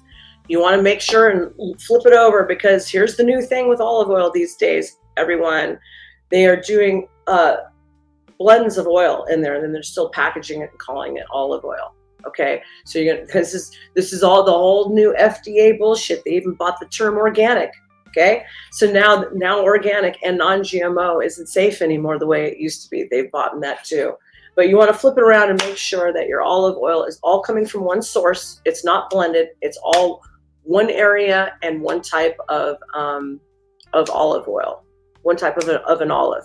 Second thing that you can cook with, it has great benefits to it, grass-fed ghee. Grass-fed ghee. Another one, a good grass-fed lard. Oh, but it's fat. You can't eat fat. Yes, you can. Fat feeds the brain. Fat satiates the body. Fat will help you lose weight, but don't use crap fat. You use crap fat, it converts to worse cholesterol into the body, okay? Everything in moderation. Olive oil, coconut oil, you want to do low heat, cold pressed as much as possible. Butter and all of those things pass through the body. They don't necessarily accumulate into the arteries. you start using a bunch of cotton seeds and you start using all this other stuff that once it even hits certain temperatures, it becomes rancid. Did you know that? The chain breaks down, and that's where all this extra inflammatory response comes in. You want to close up and dilate those arteries. You keep eating that diet. You want to live a long life, eat the stuff that opens things up and flows through the body. When it comes to foods of the Bible, they have incredible healing properties, as I'm about to get into. But I think it's important to remember, let's say you grew up in Ireland or the Caribbean or in the Pacific Islands. Sarcastic Saint says, with that dress from Target, Nova is ready for the next Amish parade. I can't win, can I? If I cover up too much, I'm Amish. If I don't cover up, I'm a 304. Well, baby, I'll be whatever you want me to be. Don't mean I am. Your body, the Bible was written primarily for the people in Israel, in the Middle East, in those days when it was available to them. Okay, so the Bible is talking about the most healing and nutrient-dense foods, oftentimes for those people, and what was readily available to those people in that time. However, if the Bible was written to, that's what I want to do. These scriptures were written to people in, again, Ireland, the Caribbean, in the Pacific Islands or Africa, some of those diets might be a little bit different. I'll give you an example of this. The Bible really highlights pomegranates and figs. Okay, when you're reading about fruit, and we know pomegranates are an amazing superfruit, and so are figs. Pomegranates are such a pain in the ass, though. They're such a pain in the ass. I would rather juice them than try to eat them things with all those. My dental work would be screaming at me like, don't do it. So if you value your dental work, don't be chewing on a bunch of pomegranate seeds. They're great, but my goodness, they're a pain in the ass. However, what would you eat if you were in the Caribbean and maybe you don't have as many of those foods? Well, maybe you're eating mango and papaya and watermelon and coconut, which have food, Papayas have enzymes in it. Did you know that, kids?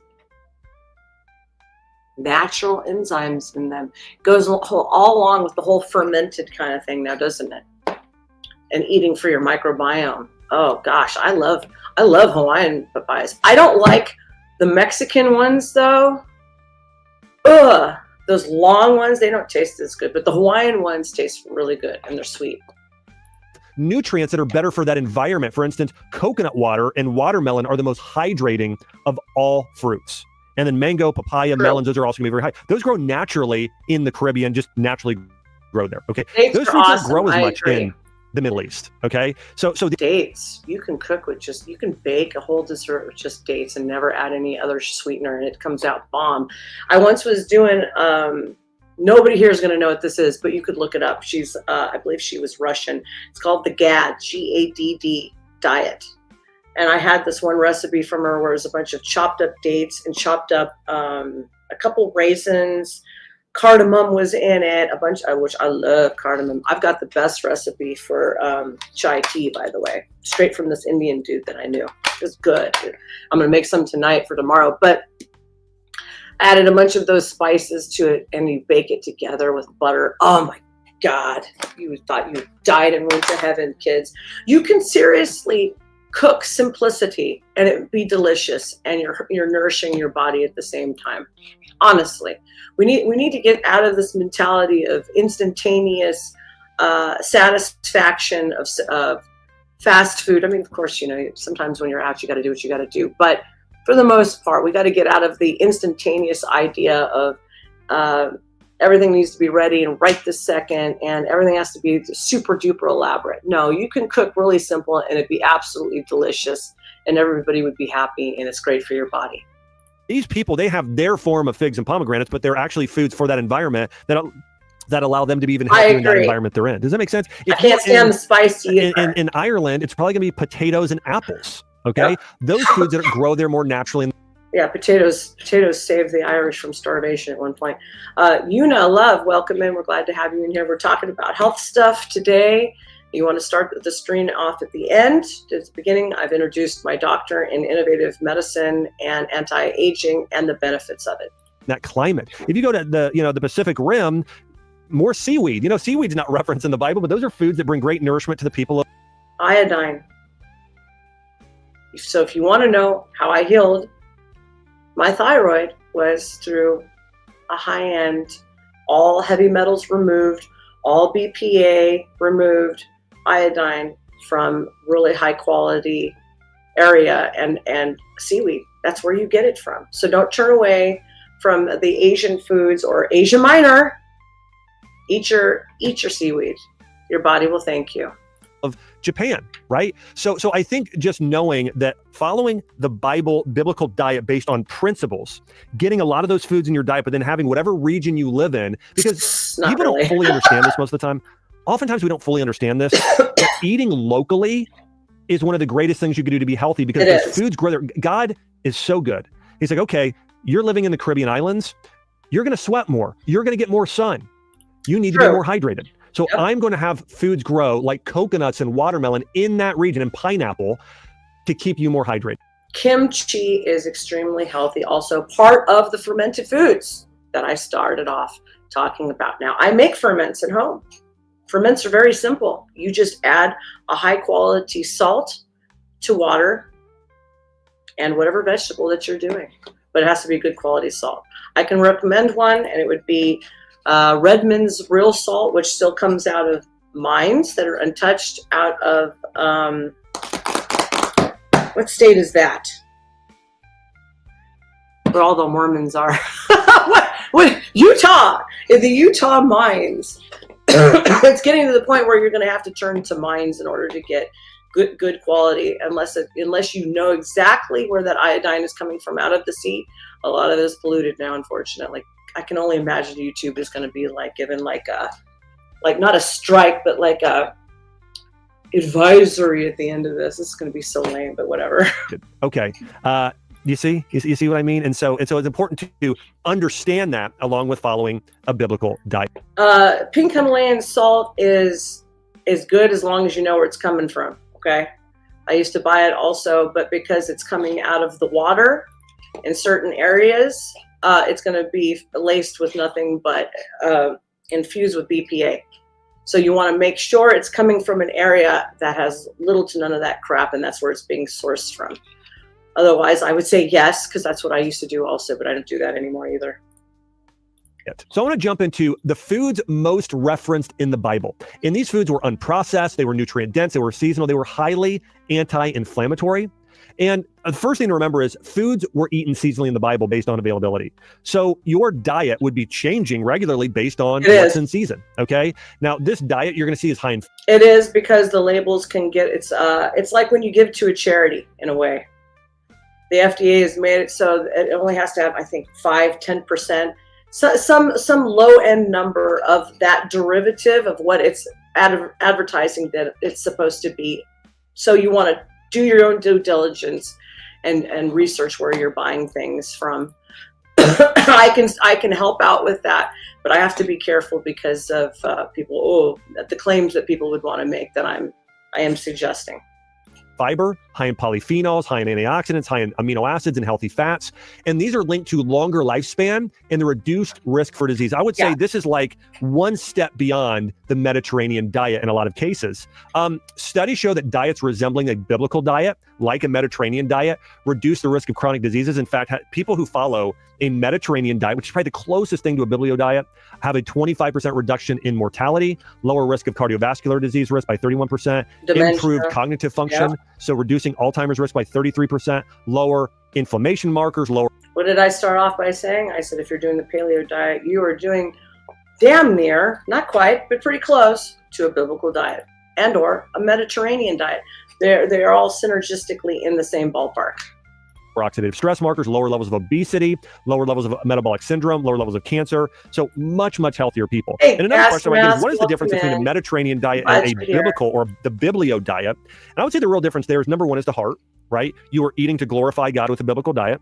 The other thing is the Bible is emphasizing things like eating red meat, where a Mediterranean diet really focuses on fish and no red meat alone. And so those are some of the, and then the Bible focuses more on eating clean, whereas you'll see a Mediterranean diet, there's quite a bit of things like maybe clams and shellfish and those on that diet as well. But there is a lot of overlap in things like they both emphasize extra virgin olive oil. They both emphasize wild caught fish. Cold pressed. Remember the term, when you're looking for this stuff, look for cold pressed, because in the heating process, it's destroying all these nutritional values. Okay. So that's why you want to do cold pressed. fish and a lot of produce. Okay, so there's some overlap there.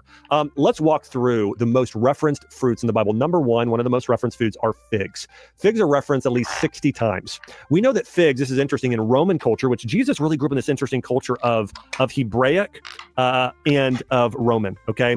And in Roman culture, figs were known as the ultimate food for fertility. In fact, there is a principle, an ancient principle in nutrition, and it calls like supports like, or like heals like. And if a food looks like an organ, it supports that organ. Figs were believed to look like testes or testicles. And then if you would open them up, there's all these little seeds in it, which the ancients believed those were to support sperm. Now, it is interesting, according to recent studies, figs support sperm and prostate health in men and have loads and loads of benefits. It's one of the... There you go, boys. Go plant a fig tree. Shove it in a pot. Go eat some figs. Get your testosterone up. Get out there in the daylight. All that daylight and vitamin D on your skin helps also convert into testosterone. Most antioxidant-rich foods, an amazing form of fiber, really, really good for the health of your gut microbiome, probiotics growing, colon health. But figs are referenced at least correct. 60 times in the Bible. They're good for the brain. The next food here would be olives and extra virgin olive oil, mentioned at least 50 times in the Bible. Which has omega-3s in it. They provide healthy monounsaturated fats and have anti-inflammatory properties. Also, when you look at high-quality olive oil, it's very high in antioxidants like oleuropein and polyphenols. Right. So when you're buying olive oil, it should taste a little kind of bitter.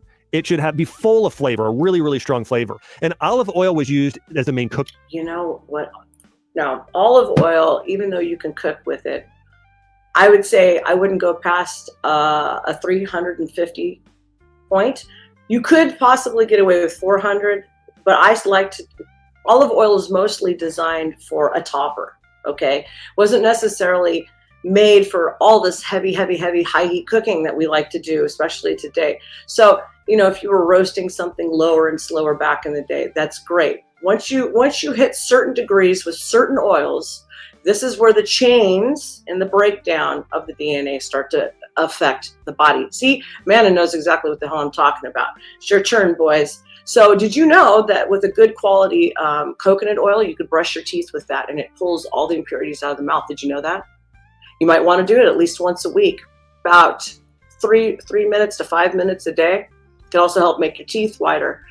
Same thing with a good quality olive oil. I prefer coconut oil on that one, but you can.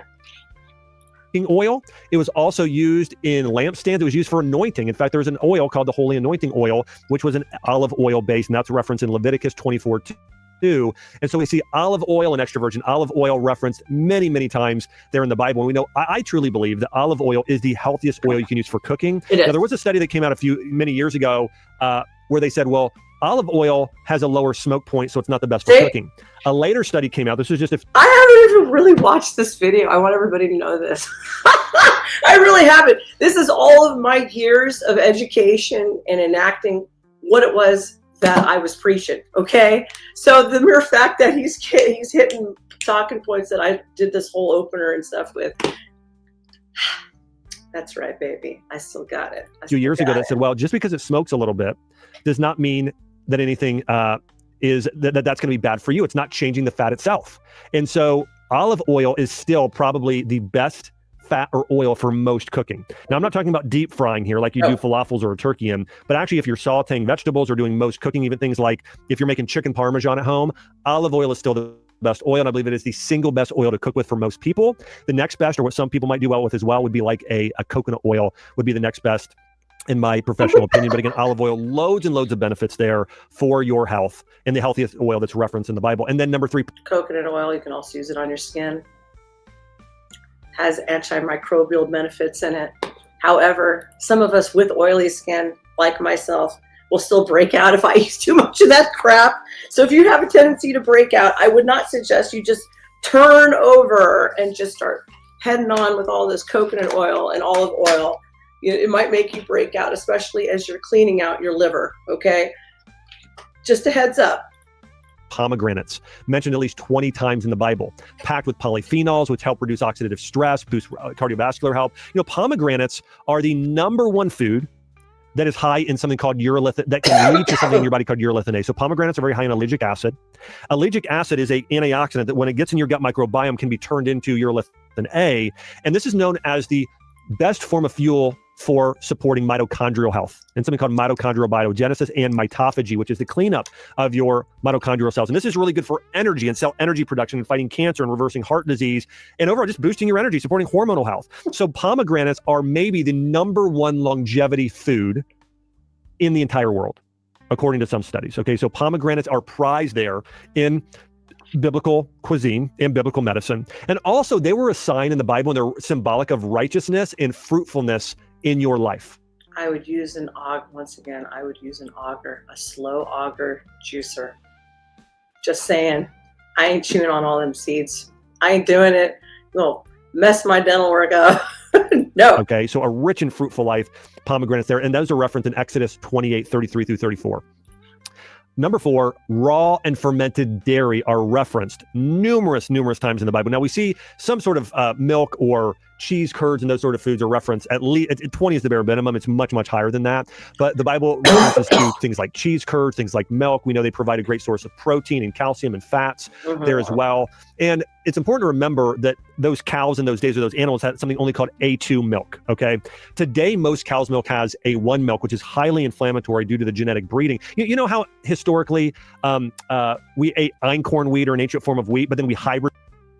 What did I do? What did I talk about earlier? Einkorn. Didn't I? I got it. I still got it. The wheat to have way more gluten and other things that are inflammatory. Well, think about, we've done the same thing to cows in our modern agriculture. We've taken cows, we've hybridized them, we've breeded them in a certain way to have produce more milk and for it to have more sugar in it. And that's genetically changed the milk of cows to now where it's more inflammatory to humans when we consume it. So when you're consuming milk from the Bible, it's organic, it's grass-fed, it's raw. And in most cases, because they didn't have refrigeration then, it would have been fermented as well. And so you are getting a probiotic punch. You are getting high protein, loads of healthy fat, and vitamin K2, some vitamin D, loads of calcium, magnesium, all of these nutrients in this raw fermented dairy is referenced in the Bible. And the Bible actually talks about, one of the things that talks about the richness of your life is a land flowing with milk and honey, okay? If your land was fertile, if it was healthy, you'd have plentiful milk supply. It was the creamiest and richest of things. And the sweetest of things would be something like a honey, okay? So we see this alluded to in the Bible. But we know that if it's in its perfect form, as it was in biblical nutrition, it has healing powers. I mentioned one of my best friends, Jordan Rubin.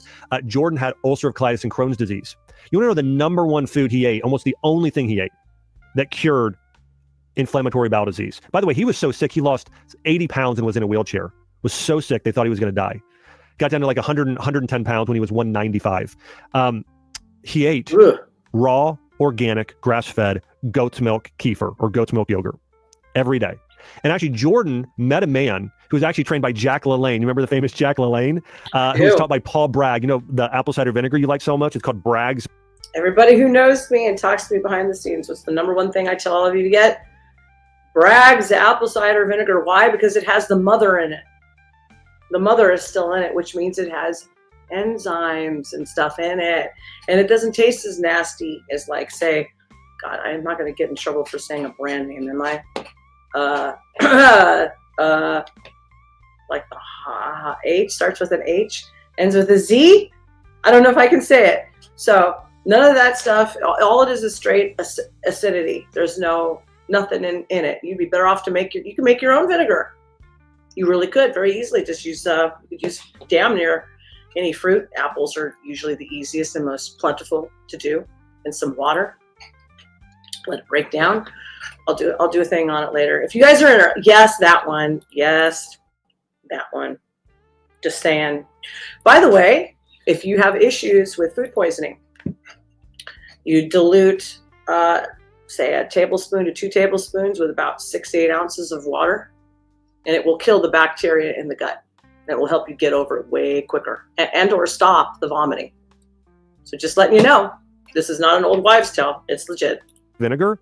That man was the mentor of Jack LaLanne. Jack LaLanne taught Bud Keith. Bud Keith taught Jordan Rubin how to eat a diet based on the Bible. And that's how Jordan reversed his Crohn's disease and autoimmune disease.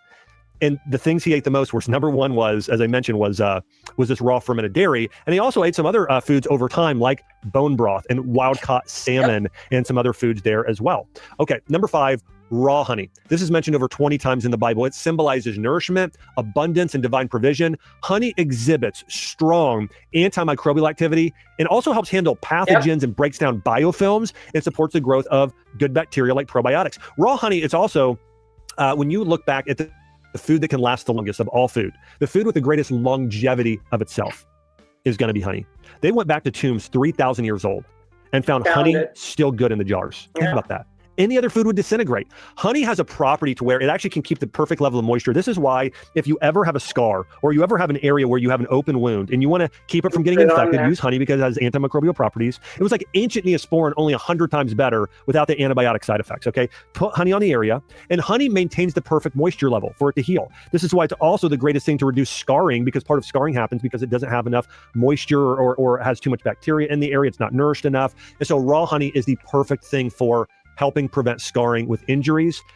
It's great for so many reasons. But again, when you have a jar of honey and it hasn't all like crystallized, it just means that it needs to be reheated to reconstitute it. But at the top of the honey, you'll see that film at the top. You can use that. That's part of those microbial properties that you could use on an open.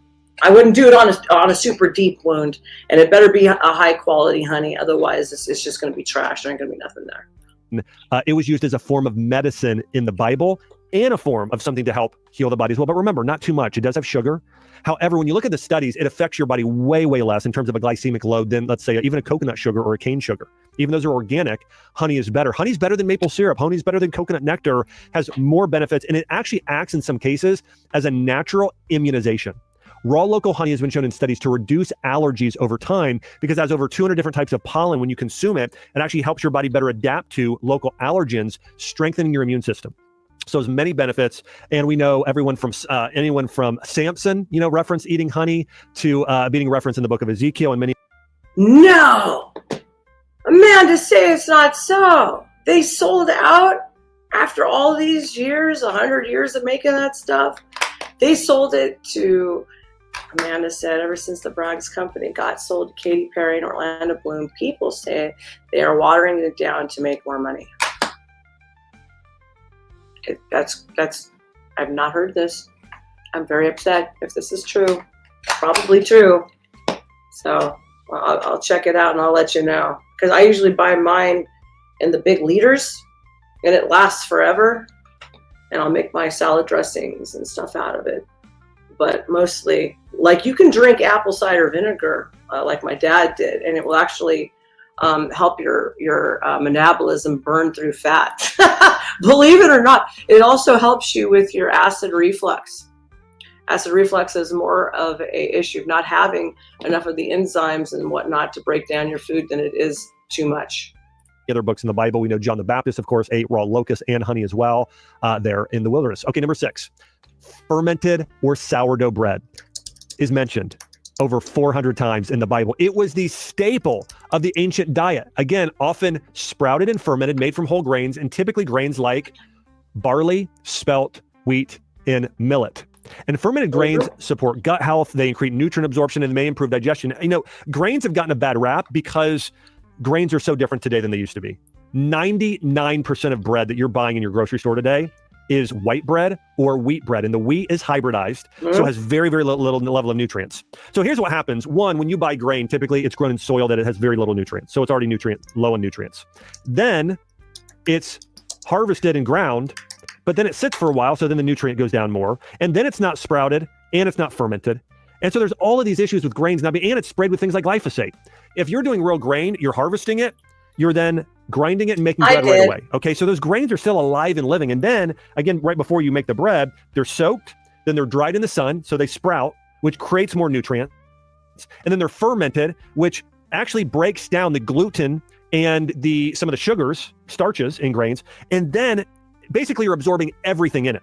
When you are consuming the grains today, because they're not fermented or sprouted, there's something called enzyme inhibitors. You might have heard of phytic acid or mineral blockers. Basically, all the minerals like iron are bound together, and they pass through your digestive system and they're never absorbed. You just poop them right out. Okay, you never absorb them. Sprout. Okay, you're just trying to show off. You don't ever want to just drink it straight. It can close your throat off and you can have a temporary like gasp for air. It's unnecessary. Just dilute it with some water.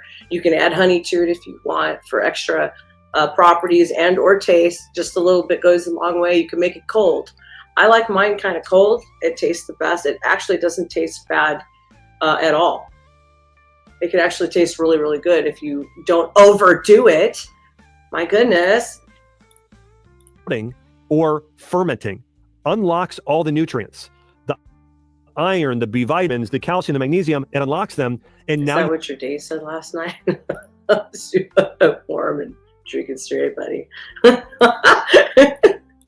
can absorb it. Okay? So kidding. the bread you see referenced in the Bible, or the bread that somebody's eating today that's very healthy, is radically different. Even today, when we're eating sourdough that most people make at home, it's typically made from maybe a wheat bread.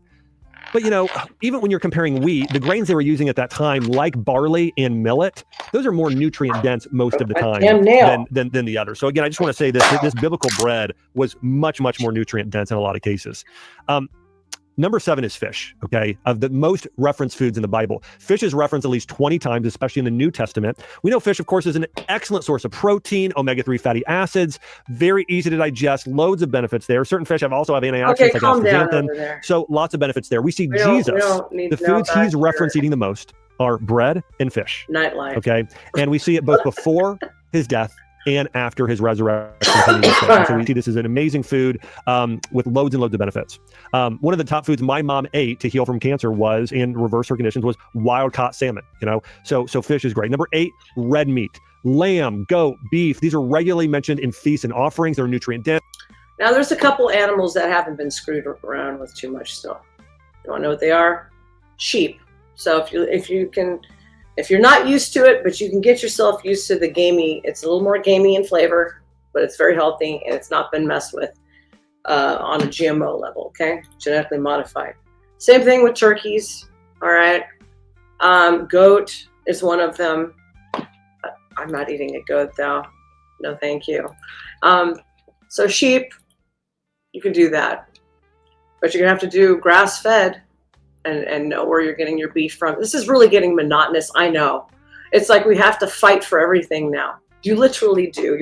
If you're not fighting for or with a corporation over how crappy they are, but they just take our money anyways, and then feel like they have that explicit right to give you crap service or whatever product that you're trying to get.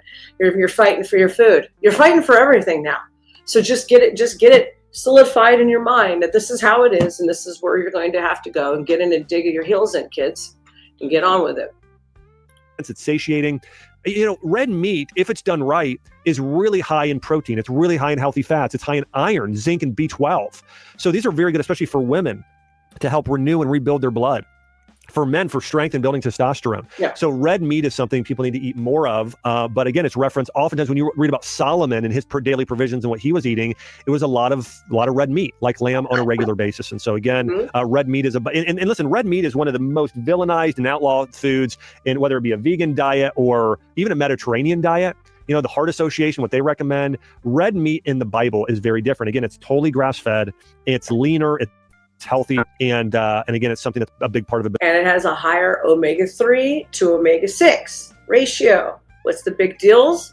Okay, if you were to just do an all 6, like they used to do it in fish oil supplements back in the day, that is an immediate inflammatory. That'll kill your ass deader than a doornail. All right, but if they add the 3s and the 3 is higher than the 6s, you're taking away that issue. So that's why I keep saying higher omega-3s in your diet, the more flow to your blood and to the brain, to the heart, to everything. It keeps everything open.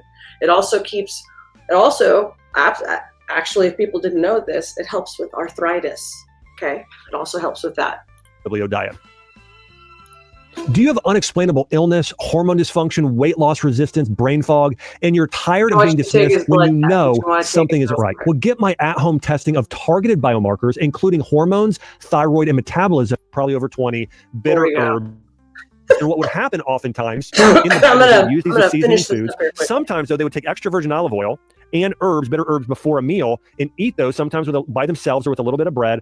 And those digestive herbs actually help your body produce more bile to better digest your food ahead of time. So these digestive bitters and bitter herbs act as a form of medicine to aid in digestion before a meal. So Shane, there's more bad news. BlackRock is trying to take over the core food production systems. BlackRock must be either in bed or in competition with Bill Gates, because Bill Gates really started buying stuff up. Production systems cut the small farmers out of business in America and the UK. Yeah, you're absolutely correct. That is absolutely the truth.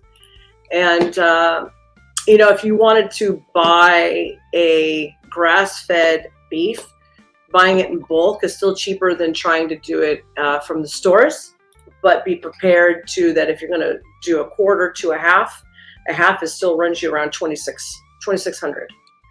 So, if you can find somebody that you can partner with and put money down on it, it's probably the best way to go. That's what I used to do, is I used to try to buy in bulk. And it's a lot better and it's a lot easier, but coming up with the initial cost can be pretty daunting. Natural detoxification. So herbs are mentioned in the Bible. And then fermented foods, What? yogurt, wine, leavened bread. We know these are naturally probiotic rich Okay, hold foods. on. Olives that are fermented are referenced in the Bible as well. Also, I want to mention salt is referenced 40 times in the Bible. Salt Nothing wrong with is great for salt. preservation. It's great for adding flavor. We know the Bible talks about us being the salt of the earth. 12 is frankincense. Now, this isn't a food per se, but it is a resin that was used as an essential oil. It's referenced 20 times in the Bible. It was actually a form of wealth. Again, we know, the three wise men brought Jesus, gold, frankincense, and myrrh. And then the holy anointing oil. This is a blend of extra virgin olive oil, along with certain essential oils or herbs added in there, like cassia and cinnamon and myrrh and others. And that's referenced 40 times in the Bible, this holy anointing oil. So we see the Bible has this great emphasis around foods that heal and using them both symbolically, also as nourishment to our bodies. Other foods that are referenced in the Bible include grapes, dates, apples, onions, squash, veggies, almonds, pistachios, and other nuts. Also, we see fowl like quail are referenced, vinegar, wine, lentils.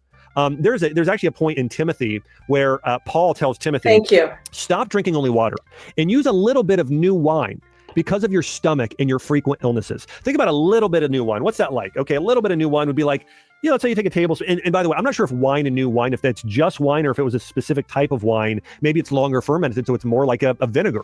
And you're taking that and taking a few tablespoons of that, having it with or before your meal. It'd be like we were doing apple cider vinegar before or with our meals today, right? Very, very similar principle in what Paul is telling Timothy to use as a form of medicine. Now, I want to mention, if you want to read a book that really dives deep into biblical nutrition, I wrote a book with Jordan Rubin called The Biblio Diet, and it's the healing secrets of the Bible and how to eat in order to reverse everything from autoimmune disease, red lines under my gut eyes, issues, to promote longevity. And if you really want to honor God with your bodies and be as healthy as possible, you've got to check out this book. Jordan and I spent years writing this book, going through food principles, modern day science, going through the Bible, going through theology, and writing a book based on the Bible. And I'm just scratching the surface here. It goes in so much more depth, has recipes as well in there and things you can do to really honor God. Talks about everything from fasting to using honey to heal. Talks about essential oils as medicine, herbs as medicine in the Bible, and so much more. So I encourage you guys, you can check out this book nationwide. Go to Amazon.com.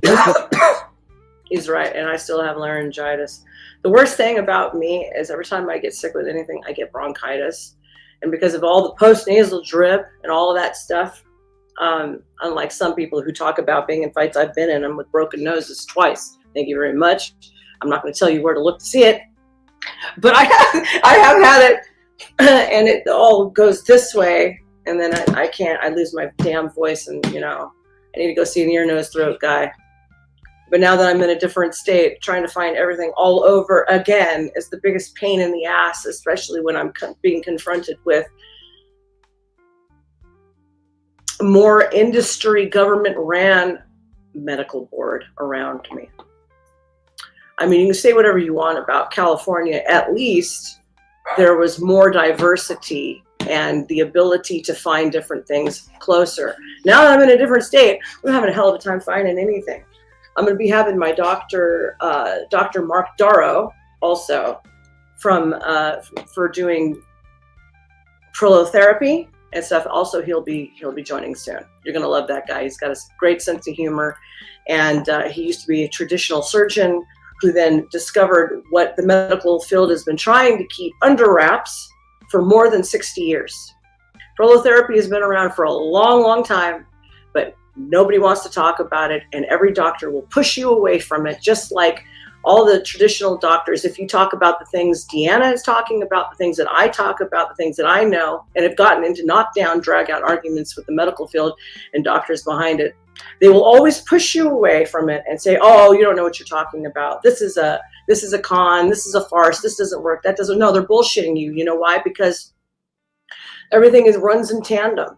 If you don't get that surgery, they don't get paid a lot of money. You don't accept that chemotherapy, they don't get a new house or vacation in the Hamptons. All right. And then all of their affiliates that they are signed with, okay, they're your prescriptions, all of the drug companies, all of the lobbyists, they don't get their cut either. So now you're starting to see, follow the trail, follow the money trail, and then you'll start to see just exactly how corrupt it is.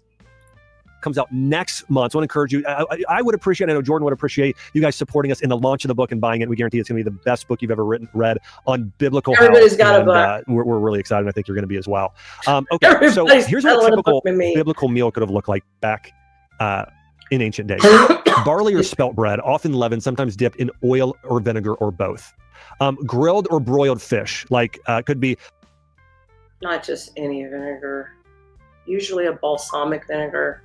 Okay, or it's thicker, more syrupy, has more of a complex flavor and sweetness to it. They don't just go, oh, here's some vinegar, and then, oh, you know, it's usually balsamic. Tilapia from the Sea of Galilee, or goat or lamb. Olives or extra virgin olive oil. Oftentimes they would sort of drizzle olive oil on a lot of the meals. It could be a lentil stew. We know this is rich in fiber and protein, like the stew Esau traded his birthright for. We know it probably had lentils and probably wild game in it, like venison. Figs or dates served fresh or dried. Pomegranate seeds or juice. Grapes or wine during meals as well. And then bitter herbs like parsley, coriander, cilantro, used during meals as well, like during the Passover. And then honey. Did you know that cilantro and parsley is a natural detoxifier? Did you know this? Sometimes when I'm really feeling crappy or I'm trying to get over an illness, I'll start creating my guacamole that I make, and I start piling that cilantro in there, and then I'm going, oh, that's why. My body's trying to shelve it. But anyways, it's a natural detoxifier, and you can juice with it, believe it or not. High medicinal qualities. Absolutely off the charts with medicinal qualities. Same thing with celery. Did you know if you juice with celery, it's a natural anti-inflammatory, helps with arthritis? Did you know that? This is often drizzled or used on as sort of something sweet as a dessert on sourdough bread, or consumed with different forms of cheese, like a raw goat cheese or sheep cheese.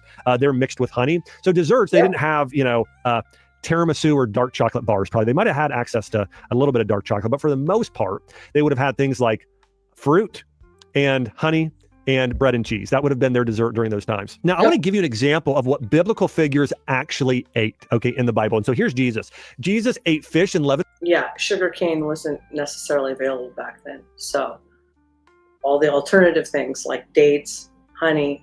I'm kind of wondering if maple might have been around, but I wouldn't think so because of the climate. Hard to say. I highly doubt it, though. Bread, wine, likely olives, grapes, and traditional Jewish foods at Passover, according to Luke 24:42. After his resurrection, Jesus ate broiled fish and honeycomb, and during his ministry, he shared fish and bread, according to these biblical verses as well. And then Abraham served a meal of bread, cheese curds, and roasted meat to 3 visitors, which he said were the Lord and 2 angels. Okay, so he fed angels, possibly Jesus, possibly the angel of the Lord. We don't know who that was exactly, but that he fed them meat and bread and dairy. Okay, red meat, bread, and dairy. Hey, Wise Jade, it's so good to see you in here. Stick around. We're doing educational series, as always, here at School of Thought with your teacher. Remember, if you're lurking about and you like what I'm doing right now, I'll be introducing way more of this, lots of interviews, lots of changes coming in 2026. So remember to like and to subscribe. And also all of the cool people that I'm going to be bringing through. Remember, They also have their channels. Like and subscribe them as well. If you want Deanna's, it's in the description below, and you can go and subscribe to her new YouTube channel. She's starting to produce more content. 3 things that some diets would say you should never eat. That's what Abraham fed angels. So you're telling me that grass-fed wild red meat, sourdough bread, and raw fermented organic dairy are not healthy. Okay, well, again, Abraham fed those to angels. Okay, Moses and the Israelites ate manna, bread from heaven, and quail and bitter herbs. That's a reference in Exodus 16. And then David, it says Abigail brought David and his men figs, raisins, lentils, and roasted grain. These were all staple foods in Israel at the time. That's according to 1 Samuel. And then Solomon said his lavish diet from royal provisions ate olive oil, grains, wine, and meats there. That's in 1 Kings 4:22 through 23. Then, of course, we know John the Baptist, the most radical diet of all time, was known. Locusts and honey. He was eating locusts and honey out in the wild. And you know, birds and stuff, I am not eating a locust, sir. I don't care what you dip that in. I'm not doing like some peanut butter, dip that locust in there and then slap some honey on there. Hex to the no, I ain't doing it. I'm sorry. For eating locusts and wild honey in the desert. Now, see, I told you. I haven't even seen this before. So I think that's the single and the only thing he ate. Probably not. There probably had periods of time where he was fasting and eating nothing, and other periods where, because he was so focused on his ministry, he was eating. Yes, Bill Gates would be very happy right now. Locust protein for all of you. I ain't doing it. By the way, when they start really pushing the bugs on all of you, if you've got a shellfish sensitivity, all of these bugs they're introducing fall underneath the shellfish category. You're going to have problems, so you better watch out what the hell you're eating. Wild honey and locusts in the desert. And it said locusts are now being explored as a high-protein, nutrient-dense diet, and it's a sustainable food in modern nutrition. Now, again, when I think of eating these bugs, it reminds me of the Lion King, probably Timon and Pumbaa and Simba, No. eating those foods. But again, overall, people eat crickets, people have eaten locusts, and they are high in protein and they are fine to eat. I'm not saying they're delicious, but that's what John the Baptist ate. And then we see here, I want to dive into Leviticus 11, Deuteronomy 14, the list of unclean foods. It says pigs who do not chew cud and have cloven hooves. They're unclean. Okay. And again, we know pigs are the greatest carrier of parasites. I was just going to say, the reason why is because of the parasites that they pick up. Now they've genetically modified your pork enough so that they have less. And then of course they're pumping them full of all these antibiotics and whatnot. But just remember, especially all this conventionally grown pork, it's not very good for you. I would recommend you go to a local farmer and get half of a hog or a whole hog or whatever. And then they will, make sausage for you and bacon, and, you can have the lard to cook with, and one hand will wash the other. But all this pork all the time from all these other places here in America, I'm sorry, you're taking your own life into your hand, especially with all of these unregulated cooks and stuff in America now, which prior to the 1970s you had to have have to have your health inspected and carry a license in order to prepare food in public. Did you know this? Does anybody know this? So now you've got all these people coming over here from God only knows what country with tuberculosis and everything, coughing and touching all of your food. They no longer have to be certified, and they can have any damn disease and pass it right along to you, the consumer. Shellfish, according to Leviticus 11, have fins and scales. They're bottom feeders or scavengers, meaning they're more likely to carry toxins. And we also see this from certain types of insects, crawling animals. I'm not going to eat there. There's an HIV positive restaurant in California. Yes, I've heard that. I wouldn't eat there. I don't care what you say. I don't care what you're peddling. I don't care how much of a bleeding heart lib you are. I wouldn't eat there for nothing. Did you know in California they've also passed the law that they no longer have to disclose whether or not they have HIV or AIDS before you do something with them. They no longer have to do that, and it's decriminalized. So that way people who are purposely going around and spreading that stuff, that was considered homicide. They've decriminalized it, right along with a lot of other things, which we'll be touching on in another episode. Some mammals, including camels, rabbits, hyenas, these animals are not kosher. They're not healthy because of the way that their own bodies work and they store toxins. That's the main reason. If you want to know why I don't eat pork and shellfish today, I don't believe it's that we're under the law from the standpoint of some of those laws apply to us today in terms of, it's a great sin to eat those foods. I think that they're just not healthy. It's not like after Jesus. I'm still going to have a little bit of bacon. I'm sorry, I'm going to do it. Anyways, as you should see, the halal food trucks in the UK, fourth world, it's all over here also. They've got so many of their own stores, and they're selling it also in all the grocery stores. They're catering to that, and as well as like say starts with a C, ends with an O. They're catering to all of that stuff. So that's a bit of a problem, right? Why do I need your crap in my don't get me started. Why do I need your crap in my country? Resurrection, those foods were made healthy. Pork is the same yesterday, today, and tomorrow. It's still a great carrier of parasites, and so is shellfish. I eat them because of First Corinthians. Whether I eat, drink, or whatever I do it all to the glory of God. That's why I have chosen to avoid pork and shellfish. It's not out of the law. I want to see Dr. Till's new music video later. Out of, I believe God told them not to eat it because what even science proves today, they're unhealthy animals. Now, I have people ask me all the time, what about a wild boar if it's wild? My cousin is a big hunter. He went and killed a wild boar once when we were in college together, and he ended up getting parasites from the wild boar. Okay, it's really hardly different at all. Okay, so it's still not a good animal because it's a scavenger and how it lives. And so those animals just aren't healthy. I mean, what we do now in our home is we do beef bacon. Okay, we do beef bacon. Wild boar tastes ground sausage. Wild boar sausage tastes really good though. I'm not gonna lie, it does. It does taste really good. But just remember, it's not necessarily the healthiest thing to eat. Uncle Guns. I'm so glad you're here. We'll do turkey bacon, but if you want the thing that tastes the closest to pork and still tastes amazing, beef bacon is delicious. I've never had beef bacon. There are natural alternatives for these things you can enjoy. I want to mention fasting. It's not easy The Bible to find. mentions fasting 77 times throughout the Old and New Testament. And fasting was common in biblical times. It was used for spiritual clarity, for repentance, for healing, for observing days and for honoring God during festival times. Typically, there was a combination of fasting and then they would feast afterwards. We know Moses did a 40-day fast in Exodus. Jesus did a 40-day fast in the wilderness. We know the early Christians fasted weekly. Often they picked one day a week. I believe sometimes it was either Wednesdays or Fridays. And they would not eat for breakfast and lunch. They would still eat dinner, but they would basically take the early part of that day and devote that to spending more time in prayer and more time in just saying, God, I'm dependent not only on this earthly food, I'm dependent upon you. Okay. So early Christians and Jews as well, they would oftentimes pick one day a week, either Wednesday or Friday, and fast during those days. You should have started off the Hebrews first. Okay. But it's okay. It's okay, honey. It's not hard to remember everything on the cusp, right? Like everybody's talking about turkey bacon being good. Jade's talking about it. Everybody's talking about, oh yeah. Okay, music videos, yeah. And oftentimes people ask about intermittent fasting. I'm hoping 10 minutes because I need to wrap this up. Listen, with most of the patients I care for right now at my virtual clinic, I don't recommend most of them do fasting from the standpoint of this long-term fasting. Now, when people get to the right state and a certain level of health, I do recommend that fasting one day a week for breakfast and lunch in the way. I am a chronic faster, bad dancer habits. I just got into the routine of not eating and then just eating dinner.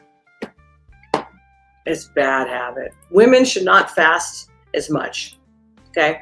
Because we need all those complex carbs in order for the hormone system to do what it needs to do. And they've got women doing it all the time now. I'm really having to back off of it. But women should not be doing a lot of fasting because it messes with your endocrine system too much. The body can't convert anything. That the biblical people did, even a lot of monks do today. And so I would say I do believe that is a great form of fasting for most people, rather than even every day. You do it one day a week, or do what I call a 10-14 fast, where you maybe eat breakfast around 8 and then eat again around 10 or 1. You eat an earlier dinner around 5. So you still have 14 hours a day where you're not eating, and you're only eating 10 hours a day, but you have a 14-hour fast. I think that sort of intermittent fasting is okay. But doing it to where you only eat twice a day, or you really restrict that eating window too much, I don't like that. I think it's hard on the body.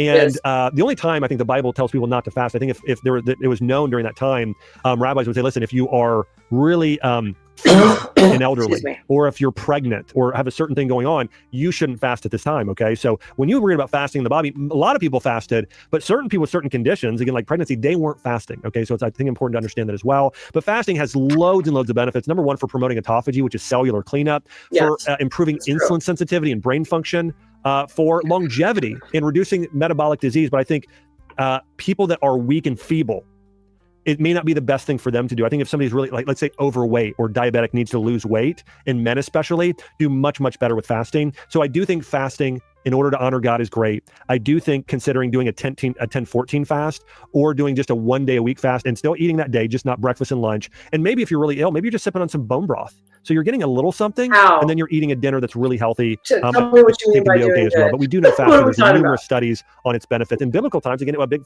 focus was spiritual breakthrough. I know that when I have been praying for things, that's when I fasted typically, is I was wanting to honor God, or Chelsea and I were praying for a physical breakthrough or a spiritual breakthrough or even a business breakthrough. I've spent time fasting. I know Jordan Rubin and I, and a friend of ours, Colt Morton, we have fasted together for certain things as well. So I'm a big believer in fasting. But if you're sick or ill, sometimes you want to moderate your fasting and just follow more of that biblical diet instead. It's also important to note that in biblical times, food wasn't just consumed, it was offered back to God. So there were grain offerings. There were animal offerings, like lamb offerings, like in the fatted calf, because meals were sacred. This reminds us, what if your plate is your altar today? Think about that. What if your plate is your altar today?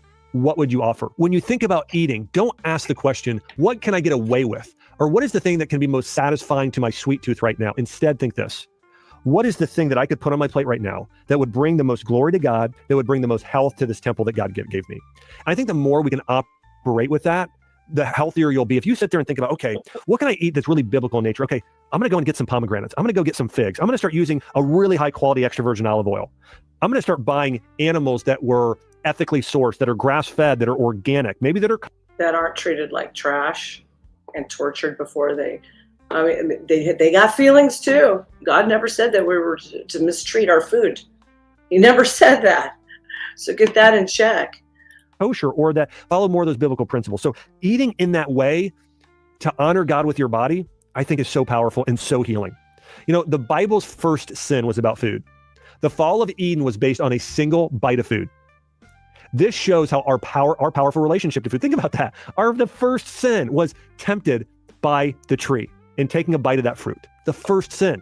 I think some of us have that today, where food can be such a disruptor of our relationship with God and our relationship with others and our success in life. Okay.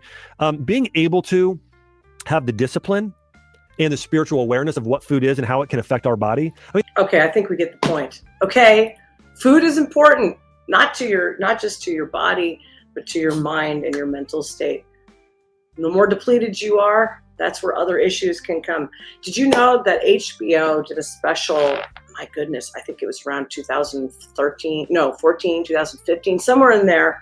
And they showed, as an example, autistic children, extreme spectrum, nonverbal, non-communication, all kinds of stuff. And the minute that they took them away from a conventional diet where it was high in omega-3s, okay? High omega-3s, good quality fats, everything that we're talking about, eliminated everything else, a lot of those kids could talk. Did you know that? Go check that out. You might be able to still find it. But everything that you put into your body is going to affect your mental state, right? We know this. Drugs and alcohol, that's an obvious given. But the things that you eat does the same thing. So maybe possibly, if you are on some type of a prescription, maybe it's just changing your diet is all that you need to do. But always consult your physician and your doctor before you listen to any of us. And if you feel that they hold the qualifications, great. Or if it's like my doctor, what Deanna said in the very beginning, at the end of her video, where she says, if your doctor isn't providing all these other things and they're not getting treatment past a symptom, look for a new doctor. Look for somebody like her. All right, kids, I've been doing this for a minute. I want to thank you all for being here and entertaining me and my weirdo health stuff that I like to do. I hope it was educational. I hope it's going to help you in the future. So stay tuned. There's more to come. Thank you for all who's come. And I will say, come back and see me again. Star Nova, your host. at School of Thought. Hit the like and the subscribe. Bye.